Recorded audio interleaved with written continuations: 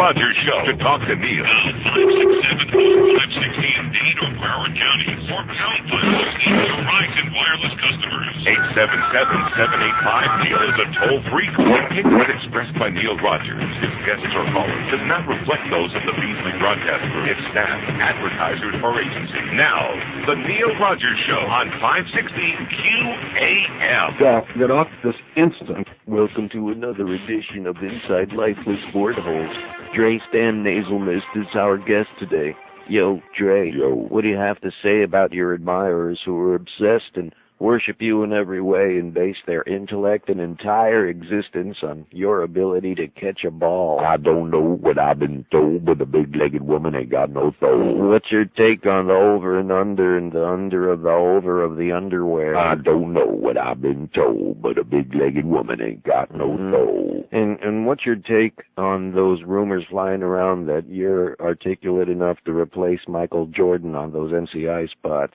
They say you're getting close to signing that contract. I don't know what I've been told, but a big-legged woman ain't got no soul. Tell us more about your charitable work for underprivileged children, helping to improve their mathematics skills through showing them how to properly weigh crack rock. I don't know what I've been told, but a big-legged woman ain't got no soul. We'll be back with more Inside Lifeless Board Holes. 10:02 at 560 WQM. Welcome to whatever this is here on a Tuesday. Well, what a day yesterday. Yesterday was like a dark, grotesque Black Monday. The stock market, I'm driving to the track last night, and I'm going east on Sunrise Boulevard, and I see a little dog, cute little dog, crossing the street, bouncing across in the middle of traffic. And so I slam on the brake to make sure that if it gets anywhere near me, I'm not going to hit it. And the guy in front of me, I'll have to assume he didn't see it. I'll just give him the benefit of the doubt. You know what I'm saying? But he sure as hell felt it. Did he stop? No. I mean, he just smeared this poor little dog just to turn it into instant roadkill. I swerved around it to make sure I didn't go over it again, but I think it was a little bit too late. You know what I'm saying? And the full moon, the old cockamoon was out there. Just one of those things. Then come in this morning and find out that our program director is a little girl. Uh-huh. Oh, my God.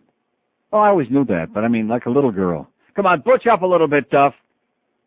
How did Neil find out about that? See, you can't keep me in the dark forever. No matter what it is, it always gets back to me.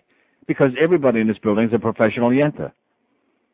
And it all filters right back to... Oh, God! That's right. And it's not that much of a big deal about the fact that Channel 10 is programming our radio station. That's okay. Maybe we should ask them what to run for the summer. Yeah, or maybe we could ask them to sell some spots. Because obviously our sales department ain't doing it. Wouldn't you think that we'd have more important things to be worried about, and people like Brian in sales would have more important things to be concerned about than worried about Channel 10 is upset because we ran a promo about when I said something about Dwight Lauderdale eating ass, or whatever the hell it was. They're big on eating ass on Channel 10. That's all I can tell you. They're the only station in the history that I know of, the only TV station in America that's ever run a piece on their newscast where they were talking about eating ass. Am I correct about that? Uh-huh. Yes, I think so. Absolutely correct, sir. So what's wrong with that? They should start having billboards, okay, get a hell of a lot of attention. They ought to be commended. Yeah, and they're worried about the fact that we were running promos in other day parts talking about Channel 10 eating ass with Dwight Lauderdale or whatever the hell it was. And so our little girl program director pulled the promos off the air. We don't care about that. I'm not going to make a big issue out of that. Who cares? Do we care? No. Of course not. Butch up a little bit in there, sweetheart. Who cares? How did he find out, Greg? He found out, Greg. He found out. Like I said, I mean, there's no spots on the log. We got a goddamn depression going on. Our sales manager, that bitch, he's running around telling the salespeople that our show, we have no avails here in the show. Hey, listen, no sweat off our ass. We get paid. Those people who enjoy this show, we got good news for you. No commercials anymore on this program. There you go. Yeah, that's what you've been hoping for. Sure. Who don't want all those pain in the ass interruptions anyway? God. So a guy faxed me a thing yesterday, and I get a lot of this stuff on the faxes and the thing with the stock market. I know, not too many people want to hear about it. It's very depressing, but I just mentioned this in passing, especially since I called my close best personal friend Mitch Hirsch yesterday, and I hope he's listening right now. He heard some of the show yesterday. I'm glad he heard me ripping him an ass, because I do it every day, and he deserves it. So somebody faxes me this thing, and it's from the Wall Street Journal. Raymond James was the top picker of stocks in the fourth quarter, and it's got a chart here of 15 brokerage houses. And it says brokerage houses stock picking prowess, and it lists them in order of who did the best over the last quarter of last year. This is ending December 31st, 2000, and over the last 1 year and 5 years. Raymond James is the best. Guess who is by far the worst over the last quarter, over the last year, and the last 5 years? First Union Securities. That sounds like my good close friend Mitch Hirsch. Yeah. Last quarter down 33.7%. 1 year down 38.3%. 5 year performance 27.4%. The average, the S&P index in the last 5 years is up 132%. And you look at Raymond James in those 5 years, they made 176.3% for their clients. Merrill Lynch, 134%. Goldman Sachs, 175%. Morgan Stanley Dinwiddie, 118%. And on it goes. The next worst was Solomon Smith Barney, only 62.1%. But First Union Securities, 27.4% over 5 years. That's squat. That's dreck. That's crappy, is what that is. So thanks again, Rimmer, for hooking me up with, oh my God. Oh, and then I got to tell the Rimmer story about the psychic. This will show you just how, see, I'm not embarrassed. I mean, there are a lot of you who are stupid. I'm stupid too. That's why they love the show, because we can all be stupid together. Uh-huh. That's the way it works out. I'm a moron. When it comes to money, I know nothing. I make all bad decisions.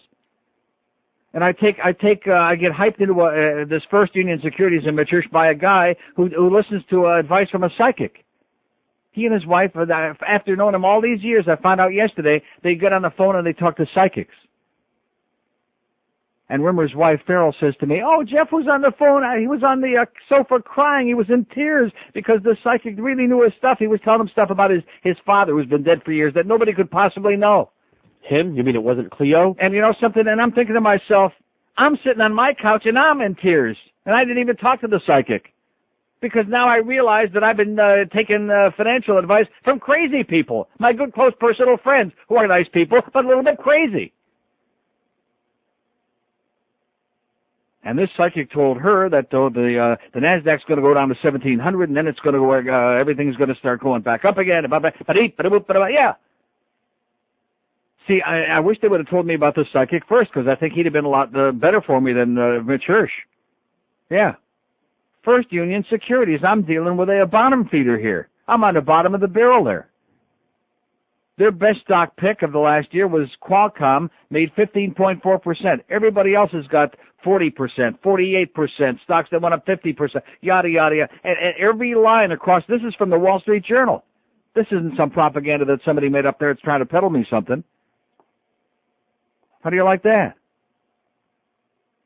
The absolute positive worst.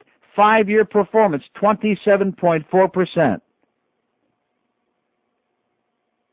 You could do that in money market funds just about.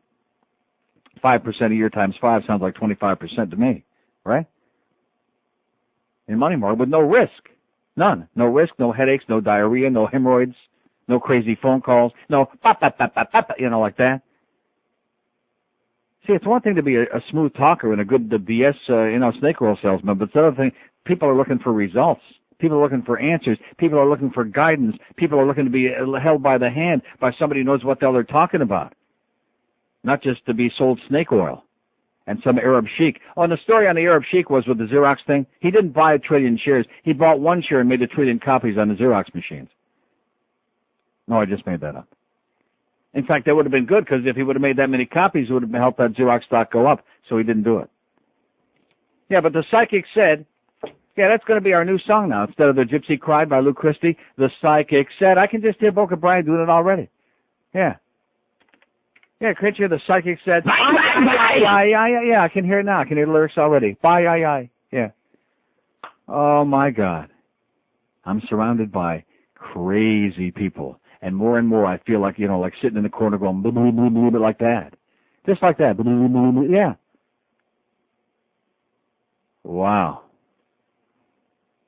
So let's just keep it a secret. Don't let Neil find out whatever's going on internally here, because then he'll go on the air with that big mouth and like that, and Channel 10's upset because they're eating ass or whatever. Go out and sell some spots, all your salespeople. And as far as the program director is concerned, just keep a lid on it, okay? Quit being a little girl. We got enough little girls on the air already. We got last time going to the track. First, I see the dog get killed there on Sunrise Boulevard. Then, even a worse disaster. I'm hearing at trio we got at 6 o'clock. We had Clarence Stugatz and Mark Eisenberg on there. Wow, bad high school radio. What is the deal with Stugatz? Has he got naked pictures? I think he's got naked pictures of Hank and Duff. Now, seriously, what is that all about? What is the big tennis with him? I mean, he's a nice guy. Yeah. He's a good guy. Everybody likes Wiener, but does he belong on the air? No. Yeah. He talks sports. But the voice, the sound, he's like gruesome sound. He's like Igor, you know. He's got that sound. I like it. That's my favorite part about him. Oh. Anyway, it's 11 after 10 at 560 WQM. It's going to be a great day today. I'm loose as I made a great comeback at Pompano Park last night. Didn't win it. Oh, there's our little girl program director who brought me the check. I always liked that Duff. You know what? He's the best. He is my favorite little girl. Thank you so much. Thank you. Thanks, Mary. Duff. Just relax, okay? Who cares if Channel 10 is programming? That's less work for you and your assistant there, okay? Let them program the station. He's laughing. He's picking on me, Greg. He's picking on me. Look at this. Here's my talent check came in today. Unexpected. Okay, I can leave now. Oh, yeah. Now I only need about another 40 or 50 of these just like that, and I make up that money that my good friend at First Union Securities is losing my ass. By the way, thank you profusely, whoever sent me this thing from Wall Street Journal yesterday. I was sitting here. I never really looked at it that closely. 15 firms on there, and I, of course, am with the worst one in the universe, the one that's performing so poorly that it's an embarrassment. It's humiliating. Yeah, Rimmer must have found, forget about the fact that Mitch Hirsch is his neighbor, must have found him through that psychic is what happened. Yeah, that's probably what it was. God. And the way this log is today, it's a good thing this bonus check came in, this talent check, because, oh boy, things are going to start getting really strange around here. You think it was strange before? Now that we're in a goddamn full-blown depression and the world is coming to an end as we knew it, and Bush, boy, they're off to a good start with this administration, the Navy, with a submarine and now that little accident over there in Kuwait. Oops, La Bamba. Oh, sorry, we're killing our own people again. That wasn't a target? And then, of course, the markets wanted Booch, and he got in there now like we're in a free fall. And they're on there going, Consideration. Yeah, like that, like that. Hey, listen, there's no sense in getting all worked up into a sweat about it. I mean, what can you do, you know? Just be philosophical. Mitch Hirsch needs my business, you know? He needs somebody talking about him on the air, likes the publicity. He's a publicity hound. That's our poll question. Would you rather be a publicity hound or a brownie hound? 10:16 at 560 WQM. How'd that poll come out yesterday? Well, before we get to that, thanks to our friends at Planned Parenthood for this very nice award, the Maggie Media Award. It's kind of light, though, isn't it? Appropriate. Huh? No, seriously, wouldn't you think it'd be like it's like a paperweight. Planned Parenthood in recognition of your courage and excellence in covering reproductive rights, healthcare, and current political issues. Neil Rogers, the Maggie Media Award, March 2001. Oh! Thanks. So how was lunch? It was kind of like the award, kind of light. Yes. Very light. Kind of like some of the people in the organization. Light. But still. But it was very nice. In retrospect, I'm sure it was better than being. And the old ladies were oogling Miguel and were looking to get a little squeeze and a little feel. They were licking, touching it, licking it, fondling it, jonesing for it. I can relate. So anyway, now he's all right. He's a nice kid. That's all I can tell you. Had him in my bedroom. Anyway, so here's that poll from yesterday. He was in my bedroom, very briefly. I had him in my car. Oh, how was it? 1,070 votes yesterday. This is the kind of stuff that gets the blood boiling with these usually very, very lethargic people out there. This is the kind of poll they like. They're on it. Although, a lot of these probably were bogus because it just seems like an awful lot of votes to me for a weekday poll. 1,073, and they're still pouring in there. But not necessarily, because when you listen to the choices, you'll know this is the kind of fodder that they can sink their teeth into here in South Florida. It's that. Yeah. See, and before I give you the results of the poll, let me say this to you. Because we've done this before, worded differently, and also we did it by ethnic background. And there's a big difference here, because a lot of these so-called Anglos who voted for the leading choice here, what disturbs them most about life in South Florida, a lot of them really aren't saying what the choice is. It's not just that they are disturbed by people who won't speak English. They don't like Hispanics. They hate them like poison. So you see, when they find out that a lot of Hispanics and Cubans also voted for the same thing, which we've broken that down, then it's like they don't know what to do. They kind of like go, they don't know what to do. Which of these disturbs you the most about South Florida? People who can't or won't speak English out of 1,073, 413, 38.4% winning in a landslide. Oh! People are no speaking English, baby. Old people, 205. Oi! 19.1%. That's what I voted for. Old people. Nasty, disgusting, miserable, rotten, toe jam, cheese-infested old people. Blue hairs, gray hairs, white hairs. The last few days, I'm telling you, I've been passing people, and I do mean passing them with some desperation to get around them on the road, who are definitely dead. There was a guy in Sunrise over the weekend. This guy had to be 200 years old, easy, and he was moving maybe 3 miles an hour, but luckily in the right-hand lane. Nice going, Pop. Stay on the grass would be good. Stay on the wicked weeds. And then yesterday, I'm getting off the turnpike on the 595 ramp there. And there's a guy that's got everybody backed up. I mean, he's going like maybe 15 miles an hour. It's one thing to slow down when you're making that big curve there, I understand. But slowing down like you're in a school zone to like maybe 10, 15 miles an hour, maybe just a little bit too conservative driving for most of us. And as I get around him, I take a look, and this guy's got like one of those big wide-brimmed hats on. Had to be at least 300 years old. Looked like Methuselah's brother-in-law. I mean, I'm glad that we have so many people who live, the longevity rate is, of course, you got to understand when they came here, most of them were 90 anyway. So it kind of skews upward. So I'm glad for them. But get them off the road. Get those assholes off the road. Anyway, old people are 206. The driver is 180, and there certainly is an overlap between those two categories, like some people said. Crappy schools, only 161 or 14.9% that bothers them the most. And crime, we don't care about that. 114, only 10.6% are most disturbed about the crime here in South Florida. Nobody give me a look like that for. I just thought that would have been much higher.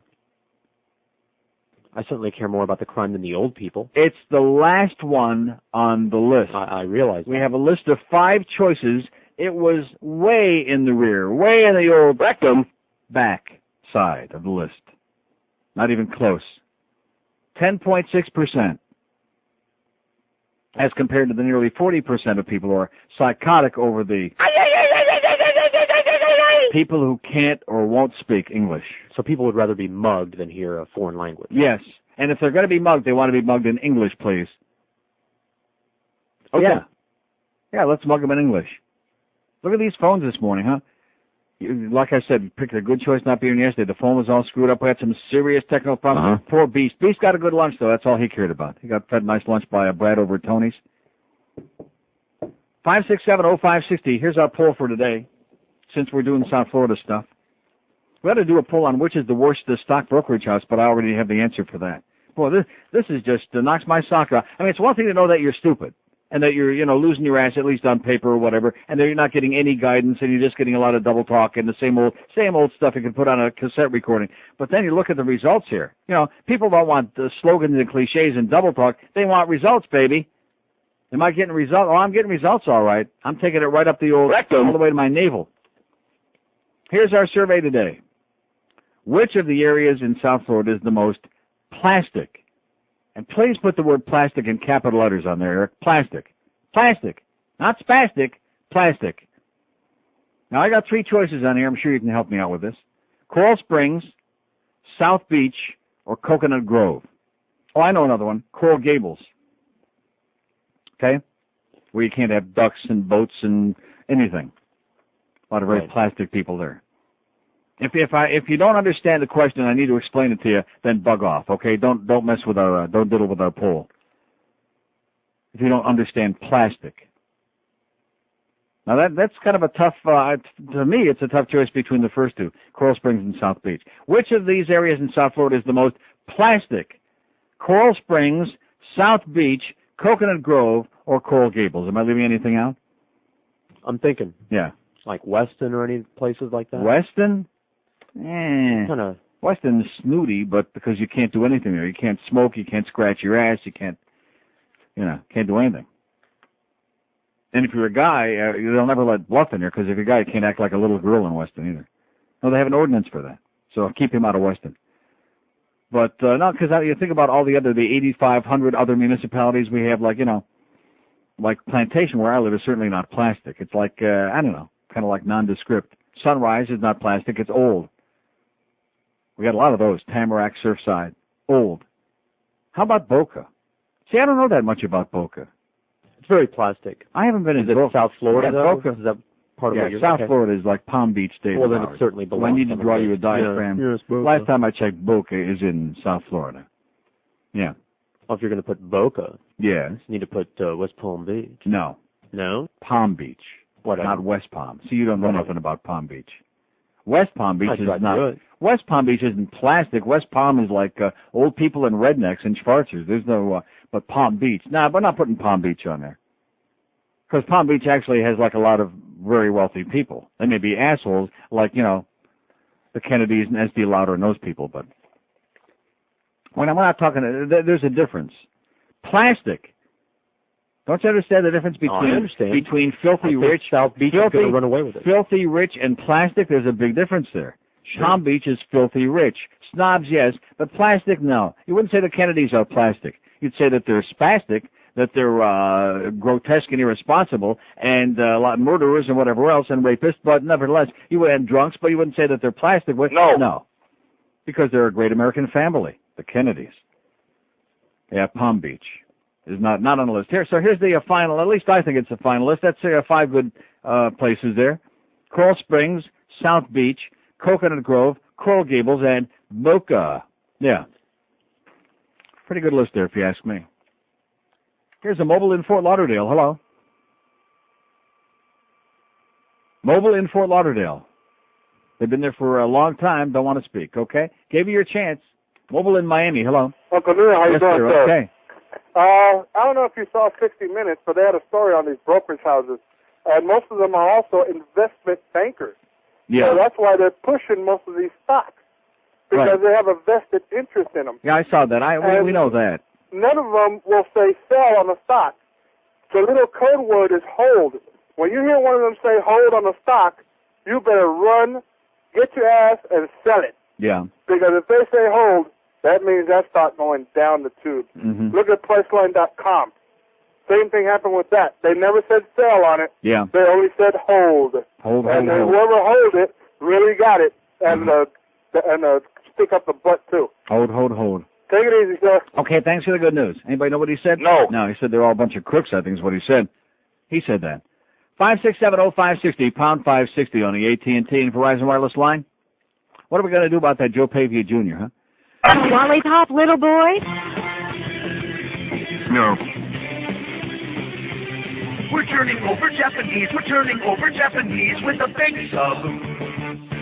We're turning over Japanese with a big sub. We're turning over Japanese with a big sub. We're turning over Japanese with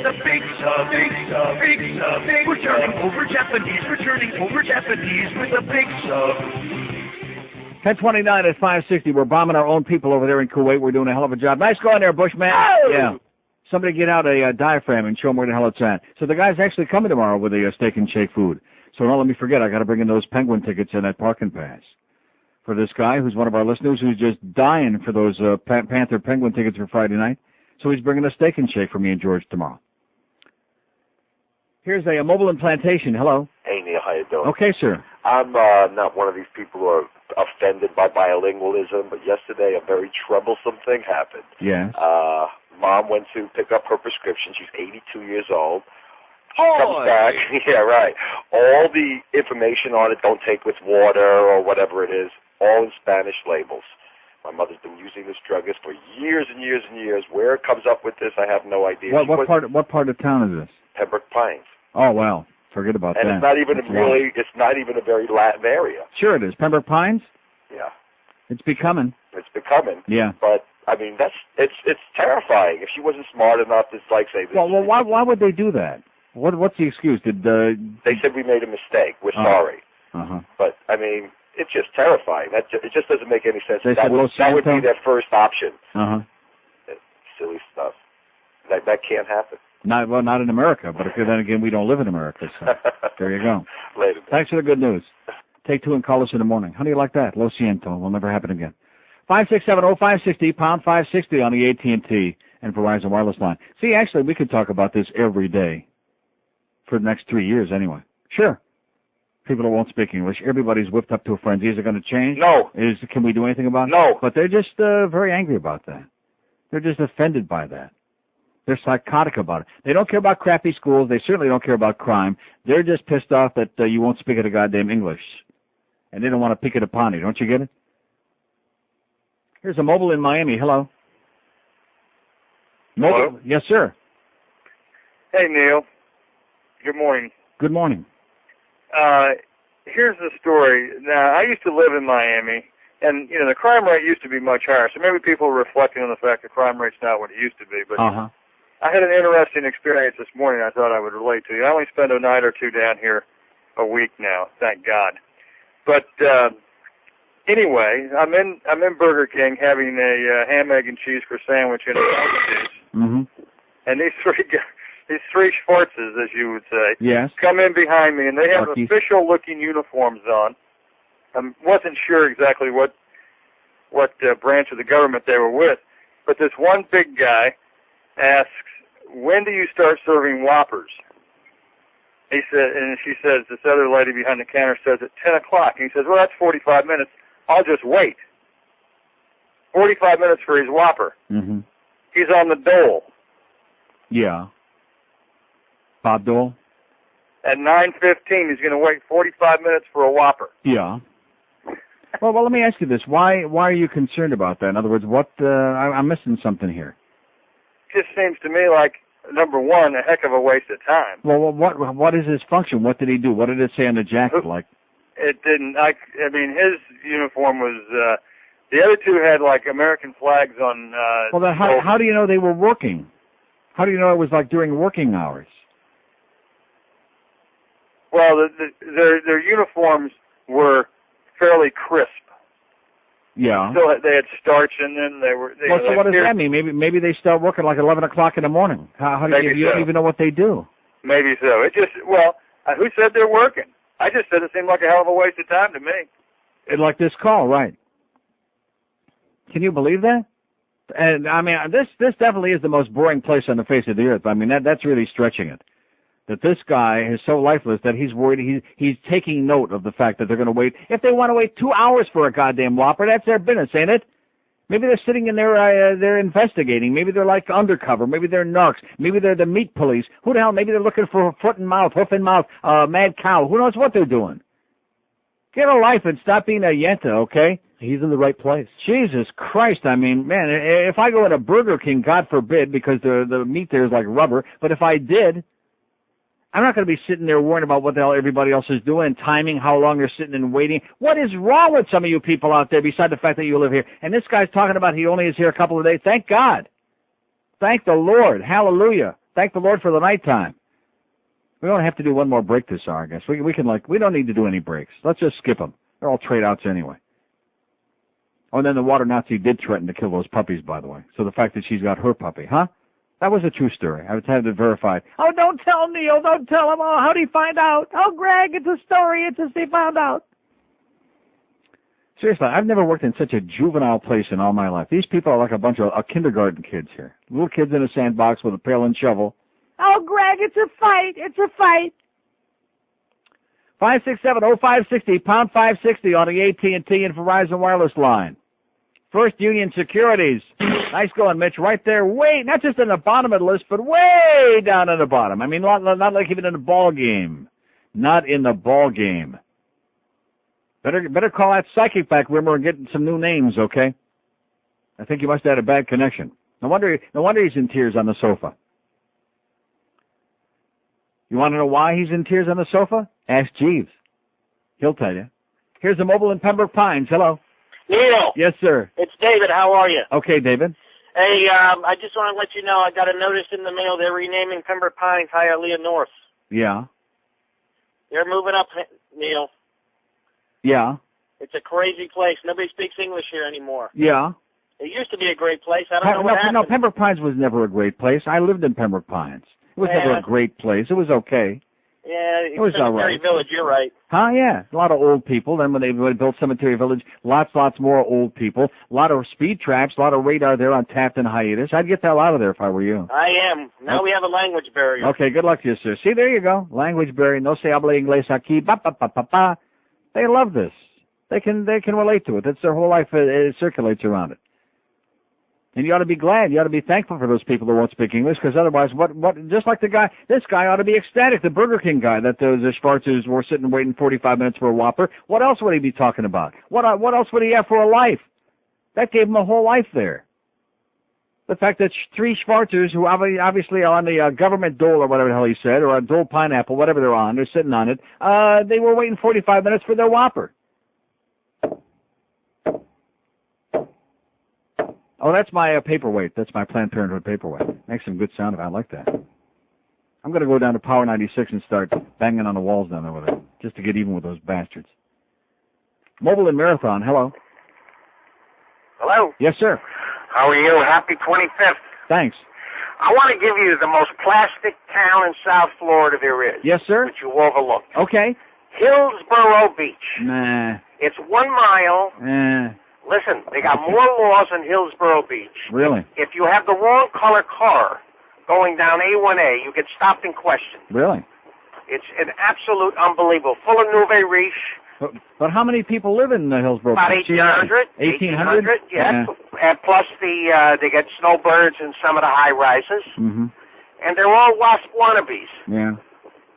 But I think it deserves your consideration. Okay, we'll put it to committee. Thank you. Yes, sir. Again, get the hell out of there. Are we putting it on the list? No. 1,800 people. There's just not enough people there. And do you know anything about Hillsborough Beach? Nobody knows from Hillsborough Beach. I mean, a lot of people keep calling about Aventura. No. We didn't say old. We said plastic, not old. I know there are plastic people in Aventura, but when I think of Aventura, I think of old. I think of the Aventura Mall, with all due respect. Oh, gee, Brian in sales going to get upset. We probably got some clients in there, like our friends at New Balance, which we love, but, I mean, they can't help it. Boy, our sales department's getting real nervous these days, aren't they? Yeah. Aren't they getting nervous? Yeah. And I can understand why. We got no spots, and our sales manager, that crazy bitch, she's running around telling them, oh, there's no avails. Yeah, okay. Whatever you say, honey. Well, she's busy with Roy. And anybody that rhymes with Roy. Yeah, she likes the sound of that. She likes the big sound. That sucking sound. And I guess they do too. Yeah, this is quite a place. See, you notice the different, I feel different. I mean, just like the thing with the stocks. I mean, yesterday I called up Mitch Hirsch. He was upset. I was upset. He's pissed off. I'm ripping him on here. He deserves it. He's clueless. He's, he's a business guy. He's trying to make a living, okay? He's trying to make a living. He's killing me. But he's trying to make a living. So what's the point? I'll just find somebody else and I'll switch it over and that's it. I gave this guy a year. He gave me, it's only 3 months. It's only 6 months. It's the worst year of my life. I understand that. Bad timing, okay? But I'm looking at these statistics here and they prove to me beyond a shadow of a pout that you're crap. Your results are just not what I'd be looking for. So thanks again, Rimmer. Stick to the hockey like I said. Go ask JD some questions. Maybe he's got the answers. Here's a mobile in Hollywood. Hello.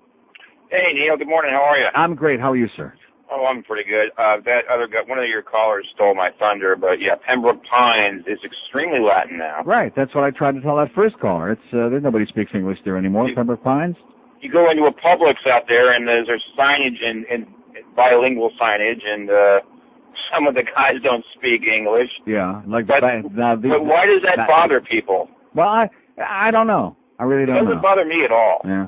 I speak Spanish, but I mean... It only bothers me if I go like to Miami International Airport and I go through the thing and they want me to look in my bag, after you go through the metal detector, and they start speaking to me in Spanish first. I'm disturbed by that. That's the only place I encounter it. But other than that, I don't really pay any attention. In addition to which, I live in Broward. I don't live in Pembroke Pines, and I don't frequent places where they don't speak to me in English. And if they did that, I would just go someplace else if I was disturbed by it. And then that other guy that called about the guys that were ordering a Whopper.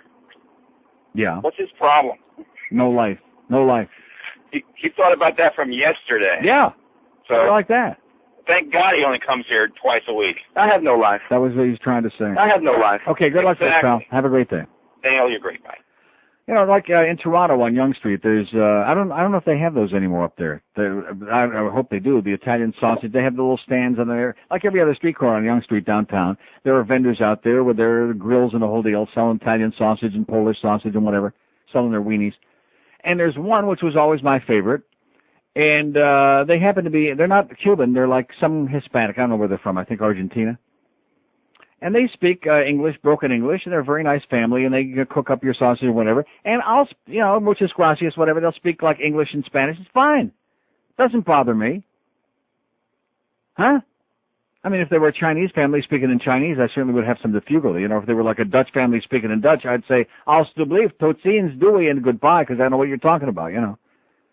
But it seems to me that just a lot of people down here want to make a big simus about this, and they thrive on it. They just they live for it. In fact, that's probably a good idea since we have so much spare time and it's so boring here. That should be a New Year's resolution, even though it's already March, is learn some foreign language, like Swahili, anything. And then just go and speak it everywhere just to piss everybody off. Works like a charm. Mobile in Miami, hello. Yeah, Neil. Yes, hi. sir. How are you doing? I'm doing well. Yeah, I wanted to also put in for Aventura as a plastic place. No. You know why?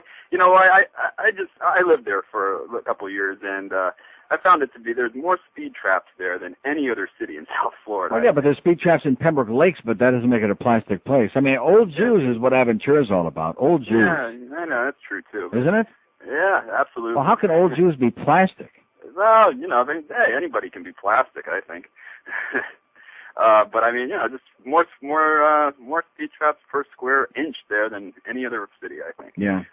But also, I wanted to let you know, I worked in Spain for quite a bit of time, and when I went over there, I hardly spoke any Spanish. But when I was working there, I had a supervisor who'd follow me around and say to me, you know, speak Spanish only, habla español solamente, only, the whole time. Mm-hmm. And you know, here you don't find, you know, anyone pushing anyone to speak English. Soltanto Italiano. Yeah. See. So I just wanted to get your comment on that, and I think they're also building a little tunnel towards Cuba. I'm fascinated by it. I'm delighted by the fact that there's so many people upset over hearing some other language. I find it amusing. I do. I find it very amusing. Yeah. All right. Well, take care, and good luck with it. And have a great day, pal. I mean, if they look good, I don't care what language they speak. What do I care? Oh, no, see, you're laughing. That's true. Like the bag boys at my Publix, they all speak English. But if they spoke Spanish, they were speaking like Greek, what the hell do I care if they look good and they're friendly? Hey, you know, just like my friend Josh over there at Steak and Shake. See, now, there you go again. Why did the guy have to, open up a mouth like that? I mean, I'm glad he's going to bring us to lunch tomorrow. But why has he got to, say these things, Make the kid all paranoid and nervous? Put him on the defensive, put him on guard. Oh, I'm sorry. 5670560. I don't go inside anyway. I just go through the drive-through. I take a peek and like I said the other day, like Char Hut's another one where it takes a long time because they cook each one fresh on the grill. So, of course, there's nobody who looks good at Char Hut that I've ever seen. But Steak and Shake, and you sit there and it takes a little extra time and you're looking inside and maybe there's somebody in there you like looking at, staring at while you're watching the meat cook, watching that meat heat up, What's wrong with that? 5670560, pound 560. In fact, all you people with those fast food joints, that's a little tip for you. Put your good-looking people, if you have any, out there by the drive-thru window. Front load. Absolutely, front-loaded, Squirt, squirt. Here's a mobile in Hollywood. Hello. Good morning, Neil. Yes, sir. How you doing? Great. And that guy from Burger King sounded like he had to wait behind him for 45 minutes. What does he care? I have no idea. This guy has got to be, he's probably only here 2 days a week. The other 5 days he's out searching for a life. Yeah, well, hopefully when he eats there, he gets E. coli. Anyways. There you go. I'm not prejudiced. Okay, I'm married to a Latin girl. Yeah. I was born here in America. I'm pure American, whatever you want to call it. Married to a Latin girl, love her, been married 13 years. The only thing that irritates me is that now they're starting to do all packaging, side American, the other side Latin. I mean, if they're going to bend for one country, why don't they print it on like the top, the bottom, in French and Chinese, and you know what I mean? No. I mean, why do they have to bend? I mean, most of it has a picture on it anyway, so you should be able to tell what's in it. Like I just saw a package of light bulbs. Well, I'll tell you one thing. You know, I have the apartment in Amsterdam, and I'm there 15 weeks a year, and I have a supermarket about 2 blocks away, block and a half. And it's a little bit difficult because almost none of the items in there have anything in English on them. It's all written in Dutch. Right, because they're in their country. Right, because Dutch is their language. So, you know, most people speak English. The stuff in there is all written up in Dutch. So if you buy something and you're not exactly sure what it is, maybe you'll take it back to the department and surprise, it's, you know, you thought you were buying like ground steak and it turns out it's a condom, right? Yeah, that's what I'm saying. It's like, yeah, okay, my mother-in-law, she's been here for 35 years. But you know something? When I go into the supermarket there in Amsterdam, I know, oh my God, how come it's not here? It doesn't, really? It's not something that affects my life. It's not something I waste any energy getting aggravated about. It's a little bit confusing, but you start learning a little bit. You look at, like you said, the picture. What's the big deal, huh? Correct. Who cares? Happy 25th. This should be our biggest problem. And thank you so much. Well, I got some good news for you. Some great news. The Travel Channel of all channels. Oh, yeah. Oh, you've already discovered Each week. They've got America's greatest water parks, beach week, and then they've got a bathing suit thing, which you really like. Yeah. The Travel Channel. What is that on the, do we know on the satellite? I know what it is on the cable, not on the sat. Well, I have to diddle around. There's Judge Wapner. But yeah, it's been good to the past. I was channel surfing because once in a while the Travel Channel will have like a real travel show, which I'll enjoy watching if there's anything about an interesting place. And last week or so I've been discovering they are the one channel that's picked up on what we've been talking about for years. Put some good-looking naked people on there and they will come, and people will watch too. Huh? There's nothing on right now during the day. They save all that for like the evening. Oh, evening and weekend? Yeah. When horny people are home watching? Great. I guess we better do a break here. We don't have a lot of business. We don't have a lot of spots. Most of the spots you'll hear today are trade-outs, by the way, for some of our fine friends who supply us with like free food and meals and services and, you know, condoms. This is 560 QAM. I have no penis. Time I always will remember watching that first Baywatch episode. All right. Girls running along the beach, groups bouncing up and down together without some musing.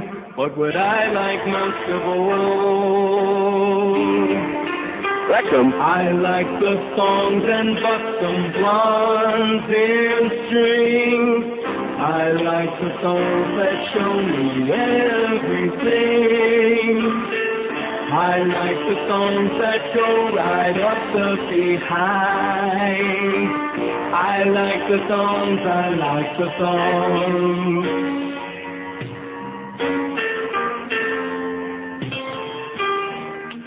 Pamela, your song gets a workout. It's got your 2 cheeks to uphold. Oh yes, that Baywatch really pushes up my lever. For an amen, what a sight to behold. I like the songs and buxom blondes in strings.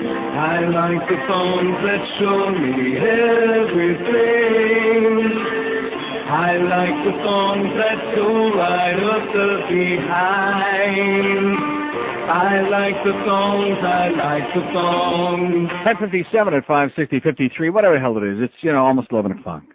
We don't want to give the exact time because then they'll realize that we have, you know, no spots, which is great. I like this today. This is like no pressure, no money. But that's okay because I got that talent check in my pocket unexpectedly, just out of nowhere. Thanks, Beasley. You're the best over there. We love these people, don't we? Don't we love them? No. They're okay. They're just creepy. And, of course, Greg is full of crap, and he's, you know. And the one thing it's like I said, it's like kindergarten. So they want to make him a good little boy, and he's got to come up with the money here. And they're not going to, like, rob Peter to pay Paul. He's got to do his own thing here, you know. QAM has to pay for itself, and John Henry, and Wayne Hypinga, and all of these things. And, of course, the big cash cow now that we got, going to bring all the money here, is the Crow. Oh, yeah. Now that we got the Schvo back, we're just around the corner from great financial success.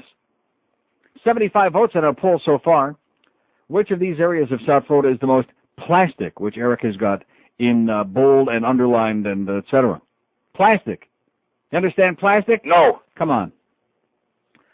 75 votes. South Beach 32, Boca 28. That's a tough contest. That's nip and tuck, nose to nose. Down the stretch they come. Here they are. Hit them again, Brad. Coral Gables 6, Coral Springs 5, Coconut Grove 4. I mean, we could put Aventura on there, but what's the point? Is Aventura going to... No. Aventura's old Jews. Old Jews with money, you know, but not plastic. Not plastic. Maybe their mezuzah's plastic on the door frame. South Beach and Boca, that's the battle. That's, I guess, what you'd expect, wouldn't it be? Although you're the one that put Boca in there. How the hell did I forget about that? Coral Springs isn't doing nearly as well as I thought it would. Only 5? Coral Springs has too many other things going for you. You know, the gangs. Punks. Wild punks loose in the streets.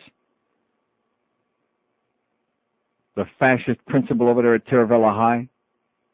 All of these things. Here's at least once upon a time. Maybe the current principal, I don't know who the hell it is. So you have to qualify that, because then we'll get another phone call. Oh, they're upset at Taravella High, and then Greg will be running around. How did Neil find out we had the call? Oh, Greg. How can you go through life being such a pussy? Seriously, he's a good guy. I like him a lot. I really do. But he's such a wimpy guy. He's so wimpy, you know? Just if he'd grow one little tiny one would be such a good start, you know?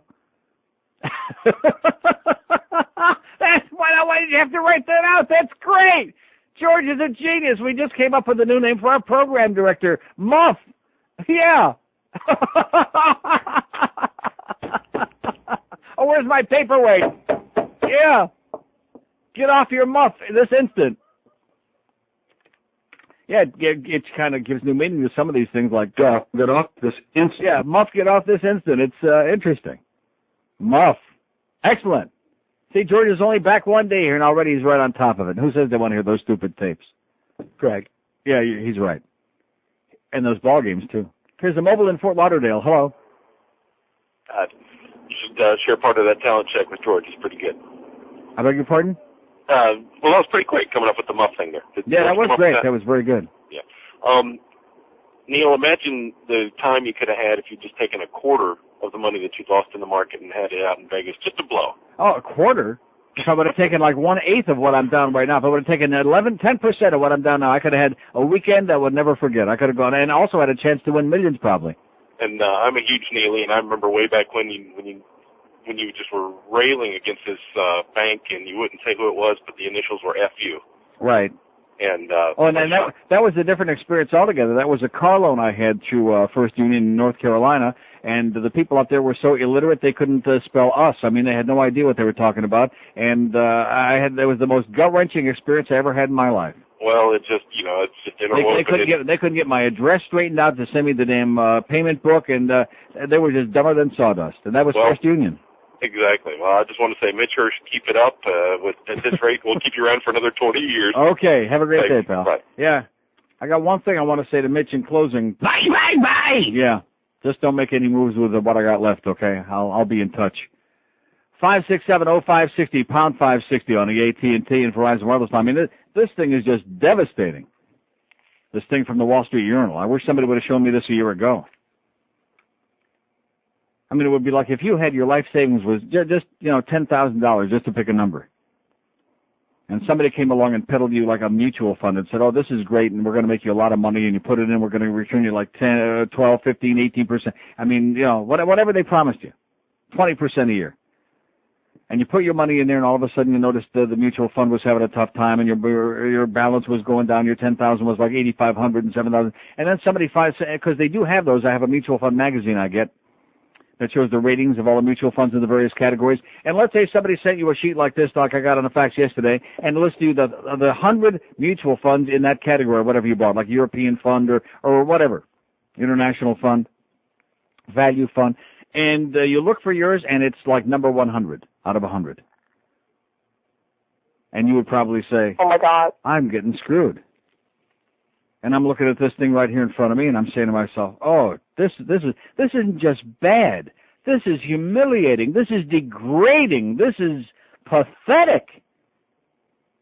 This is a performance so unspeakable that it makes you want to play the ID. The Neil Rogers Show on 560 WQAM Miami, Fort Lauderdale.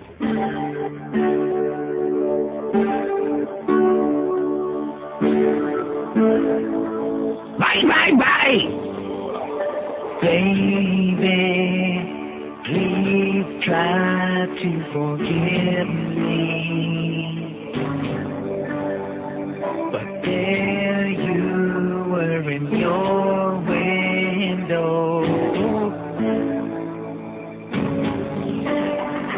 When you held on it made me harder. Holding your mountains just made me feel more. You can say it's the peeping Tom that I've become. Tom hates you. Oh yeah. Looking back, I just dropped my tongue. When your rod had come undone, I played with my part, and right there in the dark. Oh yes, your globes are one great work of art. 11 o'clock at 560 WQM. We got the Hank Goldberg Show at Fort Lauderdale Stadium this afternoon. Anybody interested in that Marlin stuff? No. No? Hurricane Hotline at 6 o'clock. Bookster 7 to 10 o'clock tonight. He'll be ripping Hank, I'm sure. Eddie K, 10 till 2 tonight. It's clean. No games tonight. Panthers and Edmonton Oilers, who've won 9 in a row, I think it is. They're smoking, the Oilers. Hottest team in the league. So they'll be in town here tomorrow night. Anybody going to that game? No. And then that guy's bringing a steak and shake tomorrow. Boy, I'm really excited about that. I will not be eating the buns. I will be eating the chocolate shake, however. Huh? Well, if you're going to eat carbohydrates, eat something that's good, that tastes good. Right. I ordered one. Not a bun. Buns are like caca, All depending on whose buns we're talking about. 5670560, pound 560 on the AT&T and Verizon Wireless line. Lots of open lines here right now, which is a very perplexing thing to me. On a highly touted, highly rated show like this, when we have so many different things going on here today. So many, and of course the thing about the people who won't speak English. I know you don't want to call and talk about that because you don't going to ridicule and belittle you, and you're right. That's why we put it on the poll there on the survey, so you can do it anonymously and express your frustration and anger and bigotry. Here's Cutler Ridge. Hello. Yeah, hello, Neil. Yes, sir. I just wanted to say thanks. I listened to your show on the internet because I don't get it down here in Cutler Ridge. Oh, I don't think there are too many people getting it down there. Yeah, not too many people speak English either. And the show either, right? I just wanted to say thanks for putting up a good show and not giving in to what the masses think. And as opposed to the Howard Stern show, which I do this on the way to work, your show's 10 times better. Okay. All right? And have a great day. All right, bye-bye. Well, he's making, 100 times more money? But this show's 10 times better, so it evens itself out. I'm sure he's not worried about his stockbroker. Oh, geez, this thing is upside down. Boca, it would be nice if he would mark on the CD. Oh, that's right. These are the ones that he couldn't sell. 5670560, pound 560 on the AT&T. And Verizon Wireless line, 106 votes. South Beach, 48, Boca, 39. Those are the only two. That's a runaway. I mean, Hillsborough Beach wasn't going to get any votes, or Palm Beach. But these two, they're in a runaway, and that's the two-horse race. Lady Mobile in North Miami. Hello. Hello. Yes, ma'am. Hi, Neil. How are you? I'm fine. I want to vote South Beach. Yeah. For the most plastic. Uh-huh. But there's a lot of gay down there, too, so you got to consider that also. Most plastic fags, yeah. Mm-hmm. And they're going to slap your ass if you walk down there, too. They're going to slap my ass? I don't think so. Maybe they're going to slap your ass, but not mine. No, you're right. They're probably more likely to slap my ass. You're right. You'd be right.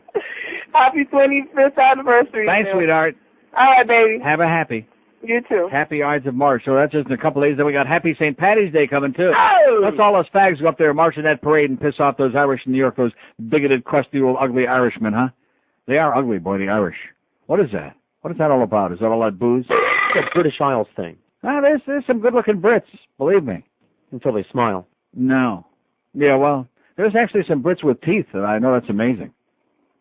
And then they turn 12. No, seriously, there are a few good-looking British guys. Not too many, though. You're right. They're just, what is it? It's that whole British Isles thing, and Wales and Scotland, and they're just something about them, huh? Our ancestors. Thank the Lord that we got that mixture in over here, that we got a whole bunch of other geeks over here to kind of like inbreed with them. Because otherwise, the whole country, we'd have 250 million grotesquely ugly, smarmy people with bad breath and bad teeth and pasty complexion. Ugh. And you know that skin. You know the kind of skin it's like, probably like Boog has. You know, with his orange hair. Mottled. I don't want to start picking on Boog, but he picks on Hank all the time, so let's pick on Boog. No, not just mottled, but like skin that feels like paste. You know. Like onion skin. It's just real thin. No, you don't know what I'm talking about. See, you haven't touched as much skin as you think you have. Not guys. Well, there you go.